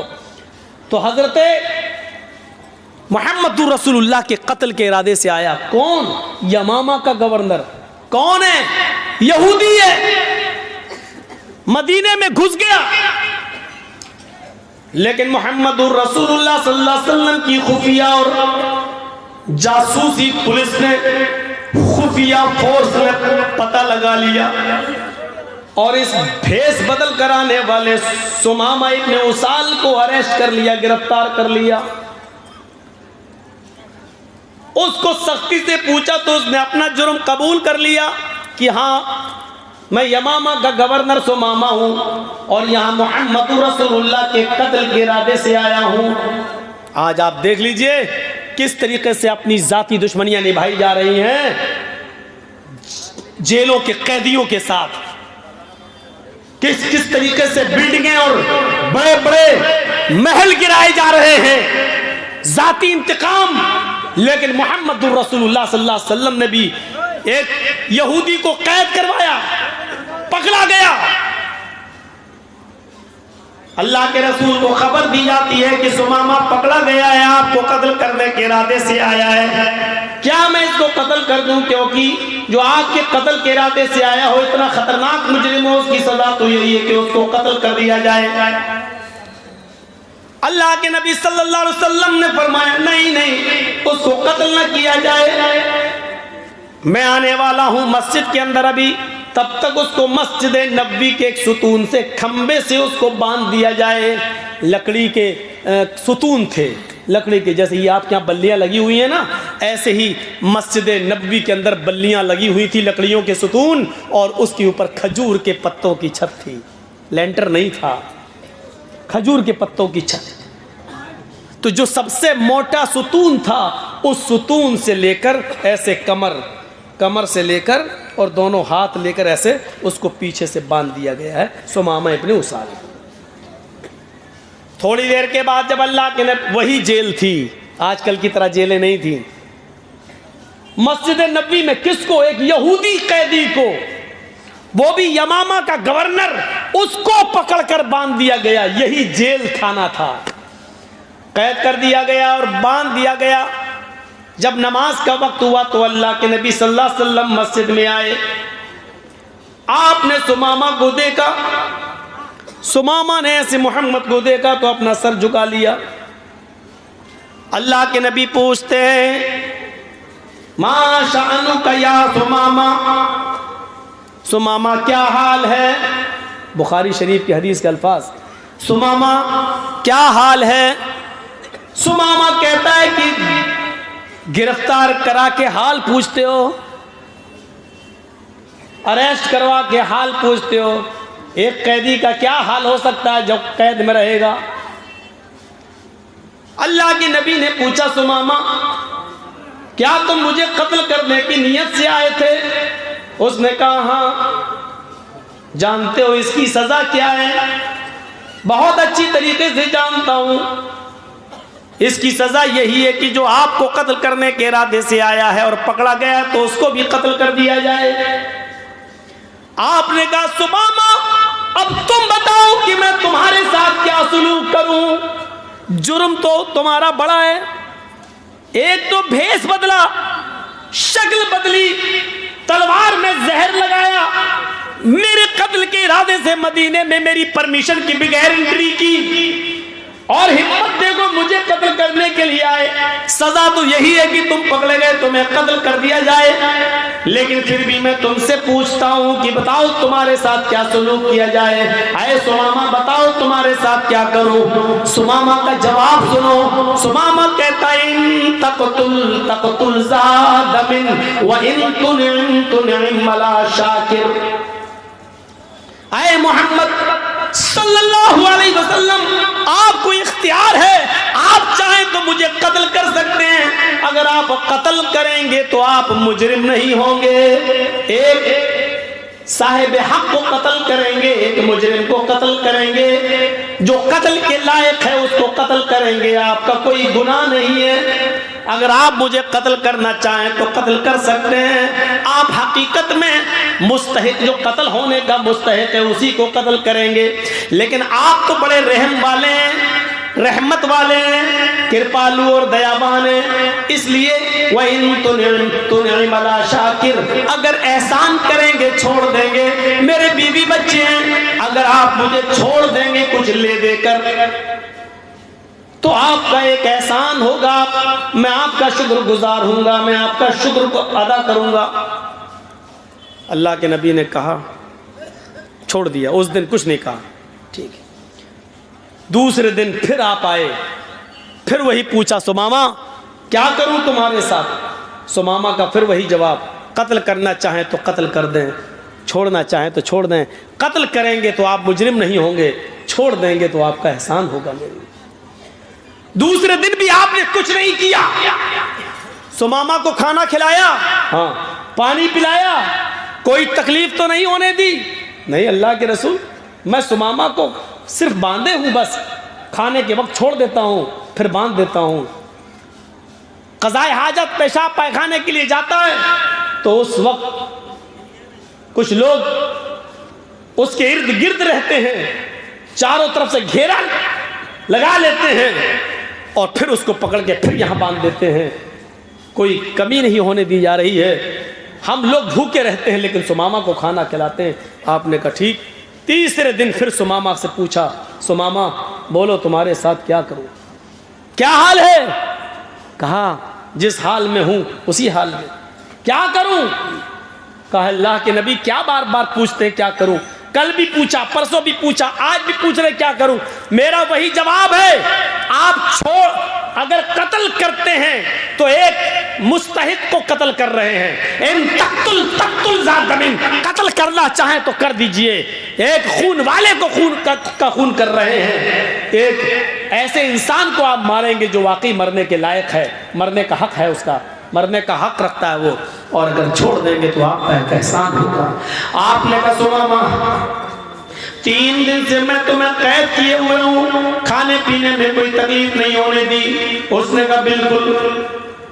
آئے سمامہ میں تمہیں چھوڑنا بھی چاہتا ہوں اور میں نے یہ نیت کر لی ہے کہ میں تمہیں چھوڑ دوں.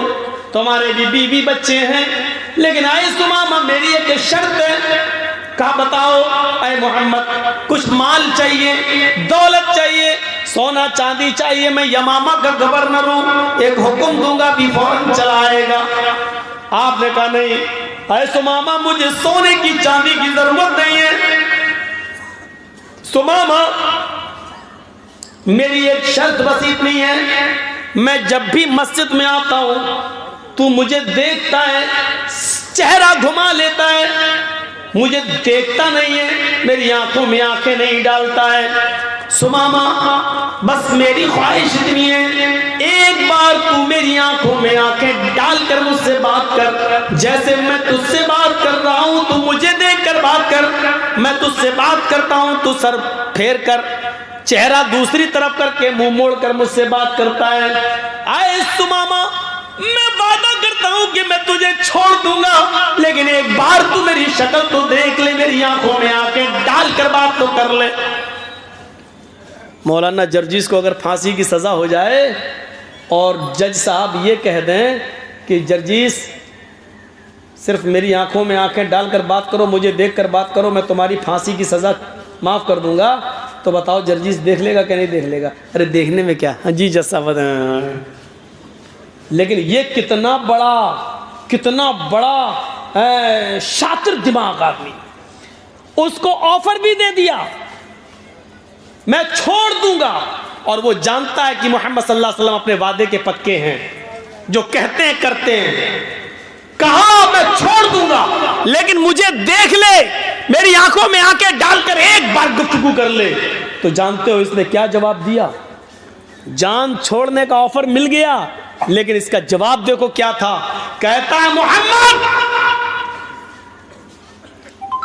ما رأیت وجہا اقبح من وجہک, میں نے ایران کا بادشاہ دیکھا ہے, میں نے توران کا بادشاہ دیکھا ہے, میں نے مصر کے بادشاہ کو دیکھا ہے, میں نے شام کے بادشاہ کو دیکھا ہے, میں نے عراق کے بادشاہ کو دیکھا ہے, میں نے اردن کے بادشاہ کو دیکھا ہے, میں نے آذربائیجان کے بادشاہ کو دیکھا ہے. محمد میں نے بڑے بڑے بادشاہوں کے چہرے دیکھے ہیں, تیرا چہرہ جانتا ہے کیسا لگتا ہے مجھے؟ ما رأیت وجہا اقبح من وجہک, چہروں میں سب سے گندا اگر کسی کا چہرہ ہے, سب سے بدصورت اگر کسی کی شکل ہے تو اے محمد تیری ہے. جا, نہیں دیکھتا تیرا چہرہ, قتل ہو جانا گوارا ہے, تجھے دیکھنا گوارا نہیں. ذرا غور کیجئے, ضد دیکھیے اس کی. ما رأیت وجہا اقبح من وجہک, دنیا میں بڑے بڑے چہرے دیکھے, سب سے گندا چہرہ تیرا چہرہ ہے, نہیں دیکھتا. جس چہرے کو عرش والے نے سراجم منیر کہا ہو, یا ایھا النبی انا ارسلناک شاہدا ومبشرا ونذیرا والداعیا الی اللہ باذنہ وسراجا منیرا, ہم نے روشن چاند, سراجا منیرا, روشن سورج بنا کر بھیجا ہے, جس چہرے کو اللہ تعالیٰ نے چمکتا ہوا روشن سورج کا ہو، اس کو یہ سب سے گندا چہرہ کہہ رہا ہے۔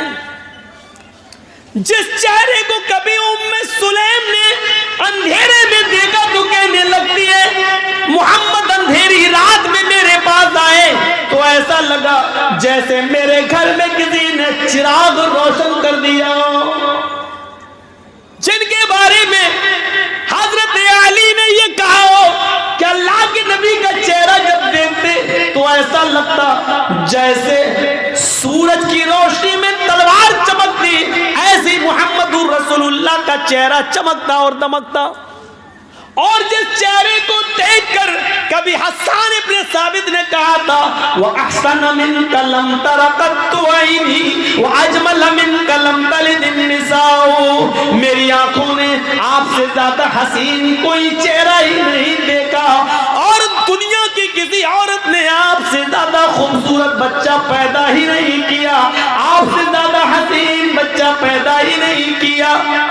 جس چہرے کو میرے بھائیو اتنا خوبصورت کہا گیا ہو، اس چہرے کے بارے میں یہ سمامہ کہتا ہے دنیا میں سب سے گندا اگر کسی کا چہرہ ہے تو اے محمد تیرا جان نہیں دیکھتا۔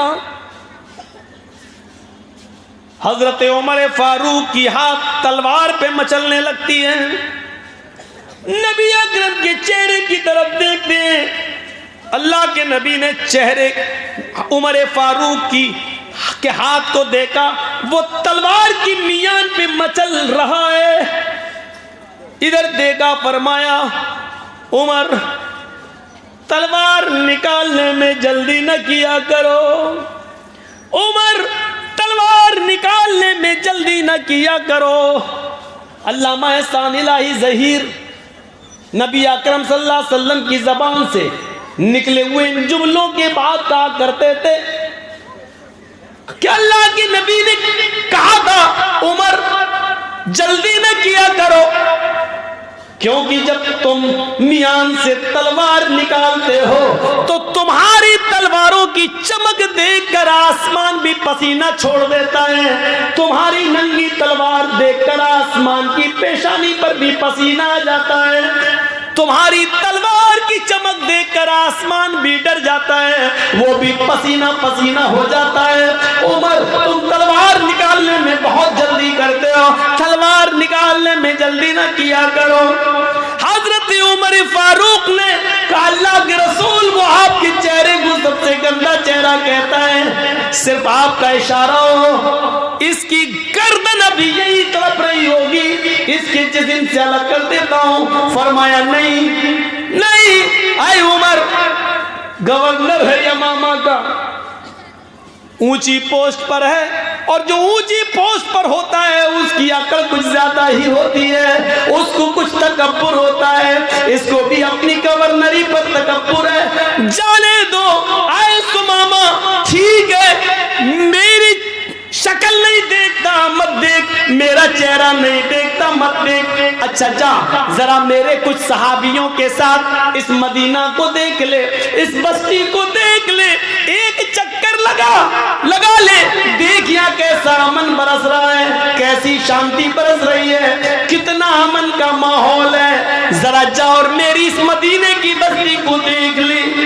سمامہ پیچھے سر کر کے کہتا ہے اے محمد نہ تجھے دیکھتا ہوں نہ تیری بستی کو دیکھنا گوارا ہے، جس طرح تیرا چہرہ سب سے گندا، مارائی تو بلدن نخبہ من بلدک، تیری بستی بھی سب سے گندی بستی، تیرا شہر بھی سب سے گندا شہر۔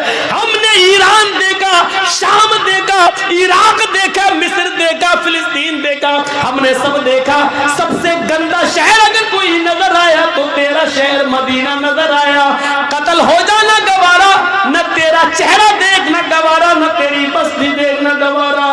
اللہ کے نبی کہتے ہیں اے عمر میں نے اس کو معاف کر دیا ہے، یہ مجھے نہیں دیکھتا ہے نہ دیکھنے دو، یہ میری بستی کو نہیں دیکھتا ہے نہ دیکھنے دو، جاؤ اس کے بیوی بچے ہیں اس کا انتظار کر رہے ہوں گے، میں نے اس کو چھوڑنے کا حکم نافذ کر دیا ہے، جاؤ اس کو چھوڑ دو، جاؤ اس کی رسی سے اس کو آزاد کر کے اس کو خیریت کے ساتھ मदीने के बॉर्डर को क्रॉस करा दो। देखो मदीने की बस्ती से क्रॉस कराना तुम्हारी जिम्मेदारी है, इस मदीने में इसका कोई कत्ल न कर दे, मैंने इसको छोड़ दिया है और मदीने के बॉर्डर तक इसको हिफाजत के साथ पहुंचाना तुम्हारी जिम्मेदारी। लीजिए, जो तलवार लेके कत्ल करना चाह रहा था हजरत उमर, उन्हीं को जिम्मेदारी दे दी कि इनको बॉर्डर क्रॉस करा दो। जो कत्ल करना चाहते थे वो हिफाजत कर रहे हैं, सिक्योरिटी गार्ड बन के जा रहे हैं, बॉडी गार्ड बन के जा रहे हैं। ये देखिए आप, ये देखिए, यहां तो पता ही नहीं चलता है कि कब निकाल के जा रहे हैं और कब गाड़ी पलट जाए, कब कह दिया जाए कि हथियार छीन के भाग रहा था इसलिए हमें जवाब में गोलियां चलाना पड़ी। गौर करो और सीखो हुकूमत कैसे चलाई जाती है, सीखो जनाब मोहम्मद रसूलुल्लाह सल्लल्लाहु अलैहि वसल्लम से। हजरत उमर को बॉडीगार्ड बना। मौलाना जर्जीस जिसको मारना चाह रहे हैं उसी को कह दिया जाए जाओ तुम्हें इनके घर खाना भी खाना है और इनका सर भी दबाना। तो कैसा लगेगा मौलाना जर्जीस को? सर दबाते दबाते गला दबा दो। लेकिन नहीं, हजरत उमर ने सर नीचे कर लिया, क्योंकि हुक्म था जनाबे मुहम्मद रसूलुल्लाह सल्लल्लाहु अलैहि वसल्लम। लेके चलने लगे। सुमामा मस्जिद से बाहर निकला, मस्जिद नबवी की चौखट से मुड़कर देखता है कि चलो देख ही लो उसका चेहरा, देखने में हर्ज क्या है, अब तो छोड़ ही दिया है, बहुत कह रहा था देख लो, इतना सब कुछ कहने के बाद भी छोड़ दिया। ऐसी ऐसी बातें सुनता था इनके बारे में, लेकिन इतना सब कुछ कहने के बाद छोड़ा। चाहे गया मस्जिद के दरवाजे से निकला, अल्लाह के रसूल उसको मस्जिद के दरवाजे तक छोड़ दिया है, दुश्मन को छोड़ दिया। जो कत्ल करने आया था मोहम्मद रसूलुल्लाह का, उसको छोड़ने के लिए। और सीखो, उसको नहीं मालूम कि पीछे पीछे अल्लाह के रसूल आ रहे हैं। दरवाजे पे गया, पीछे मुड़ के देखता है कि देख लूं। जैसे उसने पीछे मुड़ के देखा, सामने मोहम्मद रसूलुल्लाह खड़े हैं। कहा सुमामा ये तुम्हें छोड़ के आए। अब उसने करीब से नबी की शक्ल देखी, फिर आगे बढ़ता है। उमर कहते हैं आहिस्ता आहिस्ता चलो, लेकिन वो तेज तेज चल रहा है। सुमामा जितनी तेजी के साथ कदम आगे बढ़ाता है, उसका दिल दुगनी रफ्तार से पीछे की तरफ भाग रहा है। सुमामा के पैर आगे की तरफ, लेकिन सुमामा का दिल जनाब मोहम्मद रसूलुल्लाह की तरफ। 2 मील दूर चला गया, जो गांव मिला उस गांव में एक कुआं नजर आया। उस कुएं के पास आकर बैठ गया, डोल से पानी निकाला। सहाबा को मस्जिद नबवी के पास कुएं के पानी से नहाते हुए देखा, उसी तरीके से नहाया, गुस्ल किया और गुस्ल करने के बाद फिर लौट कर वापस आने लगा। हजरत उमर कहते हैं कहां जा रहे हो? हमें मदीने के बॉर्डर तक छोड़ने का हुक्म दिया गया है। सुमामा सुनता ही नहीं है, सुमामा सीधे सीधे भागता है, आगे आता है और मस्जिद नबवी की चौखट को पकड़ लेता है। कहता है मोहम्मद इब्ने अब्दुल्लाह, अल्लाह के नबी अभी भी मस्जिद नबवी में बैठे हुए थे, अपने सहाबाए किराम के साथ कच्ची जमीन पर बैठे हुए थे, हाँ मिट्टी के ऊपर बैठे हुए थे। उसने अपने सहाबा के बीच में मोहम्मद रसूलुल्लाह को बैठे हुए देखा। उसने समझ लिया चारों तरफ सितारों के बीच में जो सबसे ज्यादा चमक रहा है 14वीं रात की तरह, वही मोहम्मद रसूलुल्लाह है। उसने जोरदार अल्फाज में कहा मोहम्मद इब्ने अब्दुल्लाह। अल्लाह के नबी पीछे मुड़ के देखते कहते उठ गए, सुमामा क्या हुआ? मदीने में क्या किसी ने परेशान किया? मैंने तुम्हें छोड़ दिया था, क्या मेरे किसी सहाबी ने तुम्हें गाली दी? मेरे किसी साथी ने तुम्हें मारा?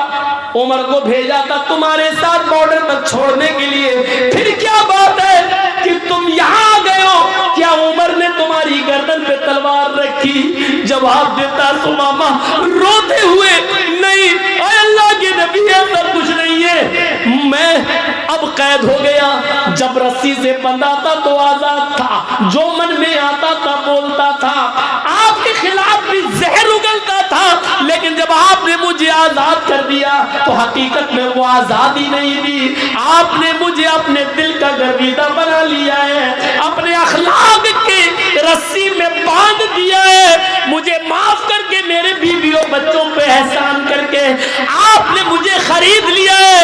اے محمد ابن عبداللہ، یمامہ کا گورنر تھا، آج گورنری کا تاج اتارتا ہوں اور محمد کے پیروں کے جوتے صاف کرنے کے لیے، محمد کی غلامی کرنے کے لیے تیار ہوں۔ مجھے بھی اپنا غلام بنا لو، مجھے بھی اپنے مذہب میں لے آؤ، مجھے بھی اسلام سے جوڑ دو۔ اشہد ان لا الہ الا اللہ واشہد ان محمدن عبدہ ورسولہ، یہ کلمہ پڑھتا ہے اور سمامہ جناب محمد رسول اللہ کا سچا امتی بن جاتا ہے۔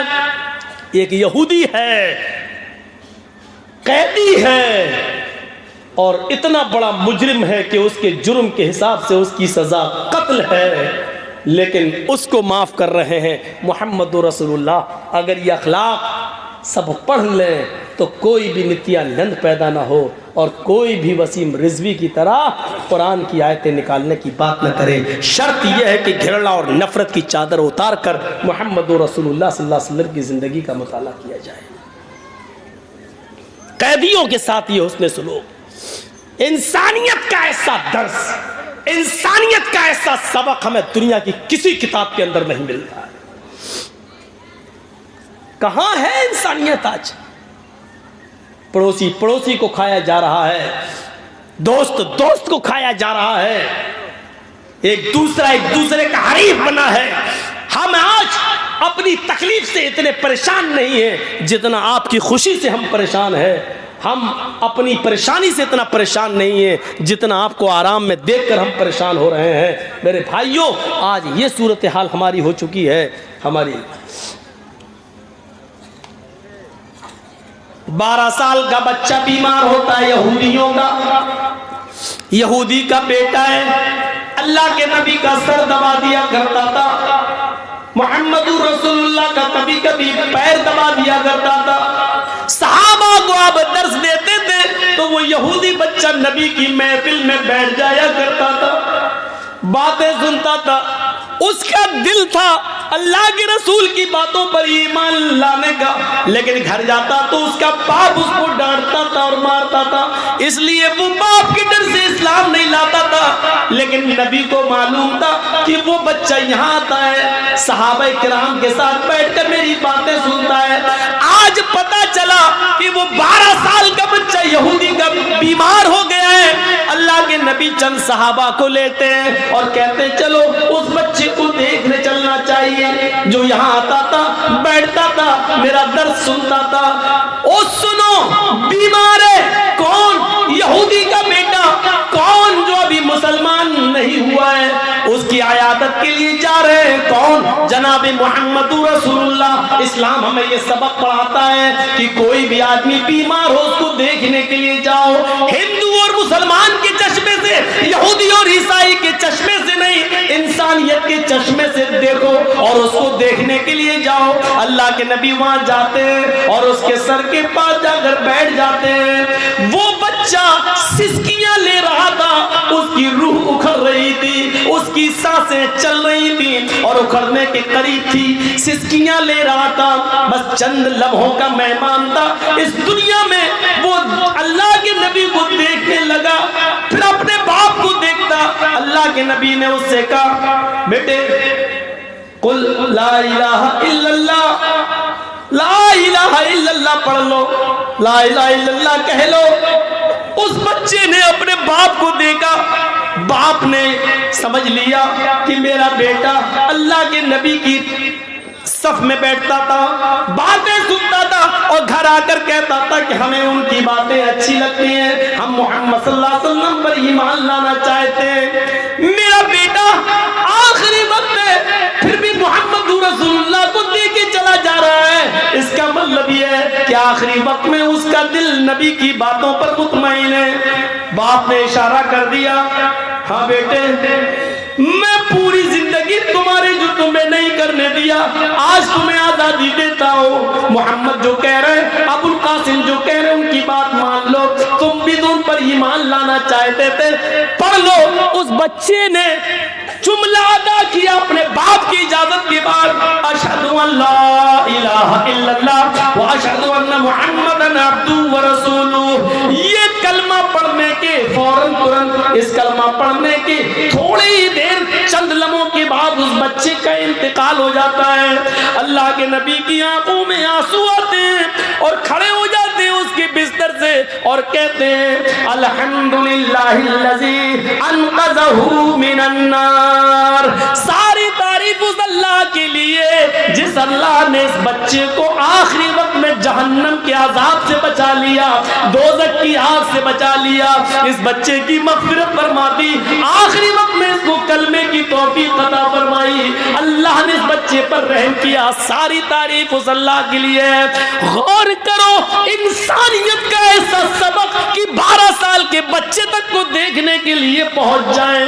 اس وقت کوئی چشمہ نہیں, انسانیت کا چشمہ لگائے ہوئے جناب محمد رسول اللہ, اور یہودی بچے کی تیمارداری کر رہے ہیں. چونکہ وہ میری باتیں سنتا تھا, میری محفل میں بیٹھتا تھا, اس کو میری باتیں اچھی لگتی تھی, باپ کی ظلم کی وجہ سے اسلام نہیں لاتا تھا, اس لیے آخری وقت میں اس کو دعوت بھی دے دی, چاہو تو کلمہ پڑھ لو.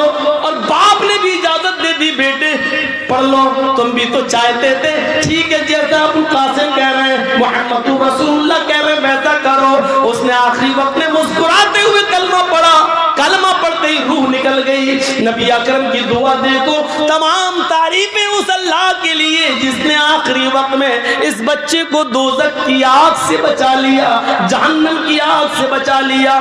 یہ انسانیت کا سبق ہے. خود اللہ کے نبی اپنے چند صحابہ کے درمیان بیٹھے ہوئے ہیں, اپنے چند ساتھیوں کے درمیان بیٹھے ہوئے ہیں. یہودی کا ایک جنازہ آیا, یہودی کا جنازہ آ رہا ہے.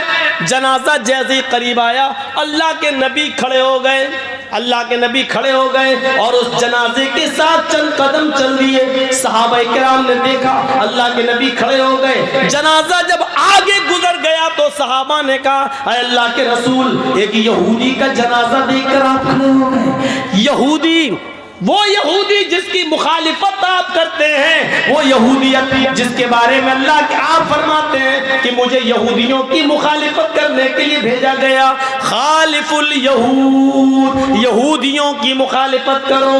وہ یہودیت جس کے بارے میں آپ کہتے ہیں کہ بنی اسرائیل محرم کا ایک روزہ رکھتے ہیں, تم 2 روزے رکھو. یہودی محرم کا ایک روزہ رکھتے ہیں, تم 2 روزے رکھو. وہ بنی اسرائیل, وہ یہودی کہ جن کے پائجامے ٹخنوں سے نیچے, جن کی لنگیاں ٹخنوں سے نیچے ہوتی, آپ نے کہا یہودیوں کی مخالفت کرو. وہ ٹخنوں سے نیچے پائجامہ لنگی پہنتے, تم ٹخنوں سے اوپر پہنو. وہ یہودی جن کی مخالفت میں اللہ کے نبی نے فرمایا وعلی التعمین خلف الامام علی یہود هذه الامہ, یہودی اپنے امام کے پیچھے زور سے آمین بولنے سے جلتے ہیں, تم زور سے آمین بولا کرو. یہودیوں کو چڑھاؤ. پوری زندگی یہودیوں کی مخالفت کرتے ہوئے گزری, لیکن آج یہودی کا جنازہ آتا ہے تو آپ اس کو دیکھ کر کھڑے ہو جاتے ہیں. پوچھا گیا اللہ کے نبی, آپ یہودی کا جنازہ دیکھ کر کھڑے ہو گئے, یہودی کا جنازہ. اللہ کے نبی نے فرمایا ہاں, کیوں نہیں کھڑا, کیا مرنے والا انسان نہیں تھا؟ میں نے یہودیت کے چشمے سے نہیں دیکھا, انسانی ہمدردی کے ناطے میں کھڑا ہوا. جس طرح ان لوگوں کو اپنے رشتہ دار کے انتقال پر غم ہے تو ان کے غم میں ہمیں شریک ہونا چاہیے. یہ انسانیت کی تعلیم دی تھی جناب محمد رسول اللہ نے. یہ واقعہ بتلا رہا ہے, یہودی ہو یا ہندو ہو, سکھ ہو یا عیسائی, آپ اس کے جنازے کو دیکھ کر کھڑے ہو سکتے ہیں, چند قدم چل بھی سکتے ہیں. یہاں تک کہ اگر وہ کہیں دفن ہوتے ہیں یا شمشان گھاٹ پہ جاتے ہیں, جلائے جاتے ہیں, ہمدردی میں انسانیت کے ناطے سے اگر آپ وہاں جانا چاہیں تو ادھر بھی جا سکتے ہیں. ادھر بھی جا سکتے ہیں، شرط یہ ہے کہ لکڑی وغیرہ یا جلانے کا کام آپ اپنے ہاتھ سے نہیں کریں گے، ان کے غم میں شریک ہونے کے لیے آپ وہاں تک جا سکتے ہیں۔ یہ اجازت دی ہے اسلام نے، شریعت نے۔ تو میرے پیارے ساتھیوں، انسانیت کا یہ سبق ہمیں کہاں ملے گا؟ انسانیت کا ایسا پاٹھ ہمیں کہاں ملے گا؟ یہ سبق سکھایا ہے جناب محمد رسول اللہ صلی اللہ علیہ وسلم نے ہمیں۔ ہمارے ساتھ کیا ہے؟ یہ غیروں کے ساتھ ہو رہا ہے، غیروں کے ساتھ نہیں دیکھا چھوٹا بڑا، نہیں دیکھا امیر و غریب۔ اسی لیے قرآن کریم نے یہاں تک کہہ دیا وَلَا يَجْرِمَنَّكُمْ شَنَآنُ قَوْمٍ عَلَىٰ أَن لَّا تَعْدِلُوا اعْدِلُوا هُوَ أَقْرَبُ لِلتَّقْوَىٰ۔ کسی قوم کی دشمنی تمہیں اس بات پر مجبور نہ کر دے کہ تم اس کے ساتھ بے انصافی کرنے لگو۔ مولانا جرجی صاحب جج ہیں، آپ ہمارے دشمن ہیں، آپ کا مقدمہ میری عدالت میں آ گیا، اب جرجی صاحب کو موقع ملا ہے اپنی دشمنی نکالنے کا۔ کمینہ، تیرا مقدمہ میری عدالت میں، اب تو جج ہم ہیں، فیصلہ تو ہم ہی کو کرنا ہے۔ اب ہم نے بدلہ لینا شروع کر دیا۔ یہ دشمنی، قرآن کہتا ہے دشمنی اپنی جگہ پر، لیکن کسی قوم کی دشمنی تمہیں انیائے اور ظلم کرنے پر مجبور نہ کر دے۔ ایسا نہ ہو کہ تم اس کے ساتھ بے انصافی کرنے لگو، نہیں، انصاف کرنا ہر حال میں۔ عامر ابن عاص کا بیٹا مصر کا گورنر ہے، عامر ابن عاص مصر کے گورنر ہے، عامر ابن عاص کو مصر کا گورنر بنایا گیا ہے۔ عامر ابن عاص کا بیٹا گھوڑا دوڑانے میں ماہر ہے۔ ایک یہودی بچہ، یہودی کا بیٹا، یہودی کا بچہ، یہودی کا بچہ کہتا ہے وہ یہ کیا ہو رہا بھائی؟ تو اس کو اتنی زور سے بجانے کی کیا ضرورت ہے بھائی؟ ہاں تو نکل رہی، نکل جائے گی، بجا کے دیکھو، جتنا منع کرو گے اتنا ہی کرے گا وہ۔ عامر ابن عاص کا بیٹا گھوڑا دوڑانے میں ماہر، اس نے کہہ دیا کہ ہم سے اچھا گھوڑا کوئی دوڑا کر دکھائے۔ ایک یہودی بیٹے نے اس کا، یہودی کے بچے نے اس کا چیلنج قبول کر لیا۔ دونوں لوگوں نے ساتھ میں گھوڑا دوڑایا اور یہودی کا بچہ آگے نکل گیا۔ اور دیکھو عادل، یہودی کا بچہ آگے نکل گیا۔ عامر ابن عاص کے بیٹے کو غصہ آیا، مجھ سے آگے کیسے نکل گیا؟ میں عامر ابن عاص کا بیٹا ہوں اور مجھے کو ہرا دیا اس نے۔ گھوڑے سے اترا اور اس یہودی بچے کے ایک دیا چہرے پہ تھپڑ، بیچارہ ہل گیا۔ اس نے کہا کہ دیکھو آپ نے مجھے اکارڑ مارا ہے، بلا وجہ مارا ہے، آپ نے مجھے فالتو میں فضول مار دیا ہے، اور میں اس کی شکایت لے کر عامر ابن عاص کے پاس جاؤں گا۔ اس یہودی بچے کو یہ نہیں معلوم کہ یہ عامر ابن عاص کا بیٹا ہے۔ میں تمہاری شکایت ہائی کمان تک لے کے جاؤں گا، اعلیٰ کمان تک لے کے جاؤں گا، عامر ابن عاص کے پاس لے کر جاؤں گا۔ عامر ابن عاص کا بیٹا مسکراتے ہوئے کہتا جا جا۔ کس کے پاس جائے گا؟ گورنر کے پاس۔ جاؤ، میرا کچھ نہیں ہوگا، میرا کوئی کچھ نہیں کر سکتا، تو جس گورنر کے پاس جائے گا وہ میرا باپ ہے، میں عامر ابن عاص کا بیٹا ہوں، میرا کوئی کچھ نہیں کرے گا۔ بس اتنا سا جملہ عامر ابن عاص کے بیٹے کی زبان سے نکل گیا، یہودی کا بچہ کانپ گیا، کہتا اچھا یہ ان کے بیٹے ہیں؟ لوگوں نے بتایا، یہودیوں نے، ارے چھوڑو یار، عامر ابن عاص کا بیٹا، تم کہاں جاؤ گے؟ کوئی باپ اپنے بیٹے کو تھپڑ مارے گا، سزا دے گا، چھوڑی۔ اس نے پھر ہمت نہیں ہوئی اور خاموش ہو گیا۔ ایک مہینے کے بعد اچانک حضرت عمر مصر پہنچتے ہیں۔ ہوتا ایسا، حضرت عمر فاروق ہر شہر جاتے تھے اور شہر کے لوگوں سے پوچھتے تھے کہ تمہارے شہر کا گورنر ٹھیک کام کر رہا ہے کہ نہیں کر رہا ہے، اگر کوئی شکایت ہو تو بتاؤ تو ہم اس کی نکیل کسیں، پوچھتے تھے۔ تو مصر پہنچتے ہیں اور مصر کے لوگوں کو اکٹھا کرتے ہیں، اور حضرت عمر فاروق نے مصر کے لوگوں سے پوچھا، ہم نے جو تمہارے اوپر امیر بنایا ہے، گورنر متعین کیا عامر ابن عاص، کیا وہ انصاف، کیا وہ صحیح ہے؟ ٹھیک ہے، کوئی شکایت تو نہیں ہے آپ کو ان سے؟ پورے مصر کے لوگوں نے کہا نہیں نہیں امیر المومنین عمر ابن عاص بہت اچھے آدمی ہیں، بہت نیک ہیں اور ہمارا بہت خیال رکھتے ہیں، ہر چیز ان کی بالکل ٹھیک ہے، مجھے ان سے کوئی شکایت نہیں۔ وہ یہودی بچہ بھی اسی محفل میں بیٹھا ہوا تھا، کہتا امیر المومنین مجھے شکایت ہے۔ حضرت عمر فاروق نے دیکھا کہ وہ لڑکا چھوٹا سا بچہ ہے، اس کو بلائے ذرا، ہو بیٹے کس سے شکایت ہے؟ قریب آیا، تھوڑا سا ڈر رہا تھا۔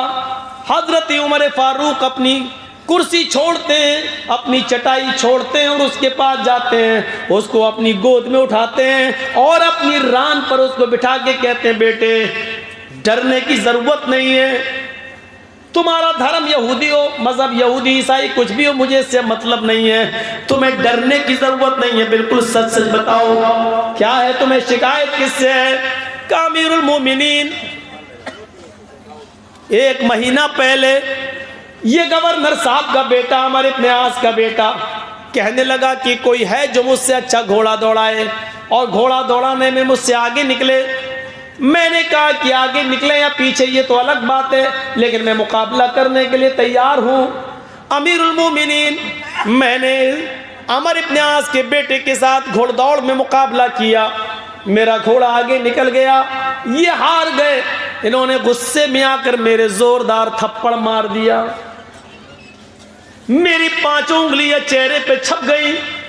جب میں نے کہا کہ میں مصر کے گورنر عمر ابن عاص کے اس کی شکایت کروں گا، اعلیٰ کمان بن جاؤں گا، تو انہوں نے ہنستے ہوئے کہا ان کے بیٹے نے کہ میرا کوئی کچھ نہیں کر پائے گا، جہاں تم جا رہے ہو اس شہر کا گورنر عمر ابن عاص میرا باپ ہے، میں عمر ابن عاص کا بیٹا ہوں، میرا کوئی کچھ نہیں کر پائے گا۔ اتنا کہنا تھا، یہودی بچہ کہہ کر چپ ہوا۔ حضرت عمر فاروق کی آنکھیں سرخ ہو گئیں اور غصے سے بھری ہوئی نظر عمر ابن عاص کے چہرے پر پڑتی ہے۔ عمر، اللہ نے جب انسان کو آزاد پیدا کیا ہے تو تم کون ہوتے ہو کسی کو غلام بنانے والے؟ اپنے بیٹے کو پیش کرو۔ بیٹے کو پیش کر دیا، بیٹے نے سر جھکا دیا، ہاں اپنی غلطی کا اعتراف کر لیا۔ کھڑے ہو جاؤ۔ عمر ابن عاص کا بیٹا کھڑا کر دیا گیا۔ یہودی بچے سے کہا میں تمہارے سامنے کھڑا ہوں، تمہیں قسم دیتا ہوں جتنی زور سے اس نے تمہیں تھپڑ مارا اتنی زور سے تھپڑ اس کے چہرے پر رسید کرو، آگے بڑھو۔ یہودی بچہ آگے بڑھتا ہے اور اپنا ہاتھ اٹھا کر اتنی زور سے جتنی اس کے پاس طاقت تھی، اپنی طاقت کے مطابق تھپڑ اس کے عمر ابن عاص کے بیٹے کے چہرے پر چھڑتا ہے۔ یہودیوں نے تالی بجانا شروع کر دی، اس انصاف کا خیر مقدم کیا اور کہا امیر المومنین آپ کے انصاف سے ہمیں خوشی ہوئی۔ عمر ابن عاص نے کہا امیر المومنین یہ میری عدالت میں مقدمہ آیا ہی نہیں تھا، اگر یہ بچہ میرے پاس چلا آتا اور مجھے بتاتا تو میں اسی وقت سزا دیتا اپنے بیٹے کو، لیکن آیا ہی نہیں اور کسی نے مجھے بتایا بھی نہیں، اس لیے چلیے آپ نے انصاف کر دیا۔ اچھا، حضرت عمر فاروق نے کہا عمر ابن عاص ابھی انصاف نہیں ہوا۔ کہا امیر المومنین اب کیا باقی ہے؟ کہا تم کھڑے ہو جاؤ۔ گورنر کو کھڑا کیا، تم کھڑے ہو۔ میں؟ ہاں۔ کہا کمبر، اپنے غلام کو خادم کو آواز دی۔ حضرت عمر نے خادم اسلم جی ادھر آؤ، ایک تھپڑ عمر ابن عاص کے چہرے پر مارو۔ یہودی بھی چیخ پڑے، امیر المومنین جس نے تھپڑ مارا تھا اس کو تھپڑ پڑ گیا، اب ان کو تھپڑ کیوں مارا جا رہا ہے؟ عمر ابن عاص کہتے ہیں امیر المومنین یہ کیسا انصاف ہے؟ میرے بیٹے نے تھپڑ مارا، میرے بیٹے کو بدلہ مل گیا، انصاف ہو گیا، مجھے تھپڑ کیوں مارا جا رہا ہے؟ میرا کیا قصور ہے؟ کہا پہلے تھپڑ کھاؤ، قصور بعد میں بتاؤں گا۔ غلام نے اسلم نے ان کی اچھا پوری کی، حضرت عمر کا حکم مانتے ہوئے ایک تھپڑ عمر ابن عاص کے گال پہ مارا گیا۔ عمر ابن عاص کا گال ہل گیا۔ حضرت عمر فاروق نے کہا عمر یہ تھپڑ تمہارے چہرے پر اس لیے مارا جا رہا ہے کیونکہ تم نے اپنے بیٹے کو صحیح تربیت نہیں دی۔ اگر تم نے اپنی اولاد کو، اپنے بیٹے کو صحیح تربیت دی ہوتی تو تمہارا بیٹا یہ نہیں کہتا کہ میں شہر کے گورنر کا بیٹا ہوں، میرا کوئی کچھ نہیں کر پائے گا۔ اسلام لانے کے بعد کوئی بڑا اور چھوٹا نہیں ہے، جتنا حق تمہارا ہے اتنا ہی اس شہر کے ایک ایک ناگرک کا ہے۔ تم امیر المومنین ہو لیکن حقیقت میں خادم ہو، لوگوں کی خدمت کے لیے پیدا کیے گئے ہو۔ یہاں تمہیں سرپرستی دی گئی ہے لیکن اس کا یہ مطلب نہیں کہ تمہارا بیٹا جو من میں آئے کرے اور جو تم چاہو گے کرو گے، نہیں، یہ تھپڑ تمہیں اس لیے مارا جا رہا ہے تاکہ تم اپنے بیٹوں کو صحیح تربیت دے سکو۔ تم نے اپنی اولاد کو صحیح تربیت نہیں دی۔ یہ عدل تھا۔ مارا یہودی بچے کو عمر ابن عاص کے بیٹے نے، تھپڑ ایک پڑا لیکن اس یہودی بچے کی وجہ سے تھپڑ دو لوگوں کو مارا گیا، عمر ابن عاص کے بیٹے کو بھی اور عمر ابن عاص کو بھی۔ ایسا عدل کہاں ملے گا دیکھنے کو؟ سبق یہ بھی دیا کہ یہودی ہی صحیح لیکن تمہارے بچے کو یہ ہمت کیسے ہوئی کہنے کی کہ میرا باپ اس شہر کا گورنر ہے، میرا کوئی کچھ نہیں کر پائے گا۔ اور پھر دنیا کی نظروں نے دیکھا عمر فاروق کا انصاف کہ ایک دن اسی مصر کی بستی میں حضرت عمر فاروق نے کھجور کا رس نچوڑ کر رکھا تھا اور کئی دنوں کے بعد اس میں نشہ آ گیا تھا، وہ سڑ چکا تھا، وہ شراب بن چکی تھی، نبیذ بن چکی تھی۔ عبد الرحمن نے وہ نبیذ پی لی۔ عمر فاروق کے بیٹے نے وہ شراب، وہ سڑا ہوا رس پی لیا جس میں نشہ آ گیا۔ پکڑے گئے، لوگوں نے بتایا عمر ابن عاص کو کہ عمر فاروق کے بیٹے نے شراب پی لی تھی، لہذا ان پر حد جاری کی جائے۔ حضرت عمر فاروق کے بیٹے کا ہوش جب نشہ اترتا ہے، ہوش میں آیا، پوچھا، انہوں نے اقرار کیا کہ ہاں میں نے پی لی تھی لیکن مجھے یہ نہیں معلوم تھا کہ اس میں نشہ تھا، لیکن پینے کے بعد پتہ چلا کہ وہ نشہ۔ کہا یہ بتاؤ نشہ آیا تھا یا نہیں؟ کہ ہاں آیا تھا۔ کہا تمہارا نشہ اتر گیا ہے، 40 کوڑے مارے جائیں گے۔ عمر ابن عاص نے 40 کوڑے مارے۔ کس کو؟ حضرت عمر فاروق کے بیٹے کو 40 کوڑے۔ لیکن مدینے میں جب حضرت عمر کو پتا چلا کہ میرے بیٹے نے شراب پی لی اور اس کو عمر ابن عاص نے 40 کوڑے کی سزا سنائی اور ماری، لیکن اس کے باوجود مدینے سے گھوڑا بھیجا اور عمر ابن عاص کو ایک لیٹر لکھا کہ جیسے یہ لیٹر تمہیں ملے تو اس اچھے اور مضبوط گھوڑے پر میرے بیٹے کو بٹھا کر جلدی مدینہ روانہ کرو۔ حکم کی تعمیل کی گئی۔ عمر ابن عاص نے عمر فاروق کے بیٹے کو مصر سے روانہ کر کے کہا تمہارے باپ نے ارجنٹ تمہیں بلایا ہے۔ مدینے بیٹا پہنچ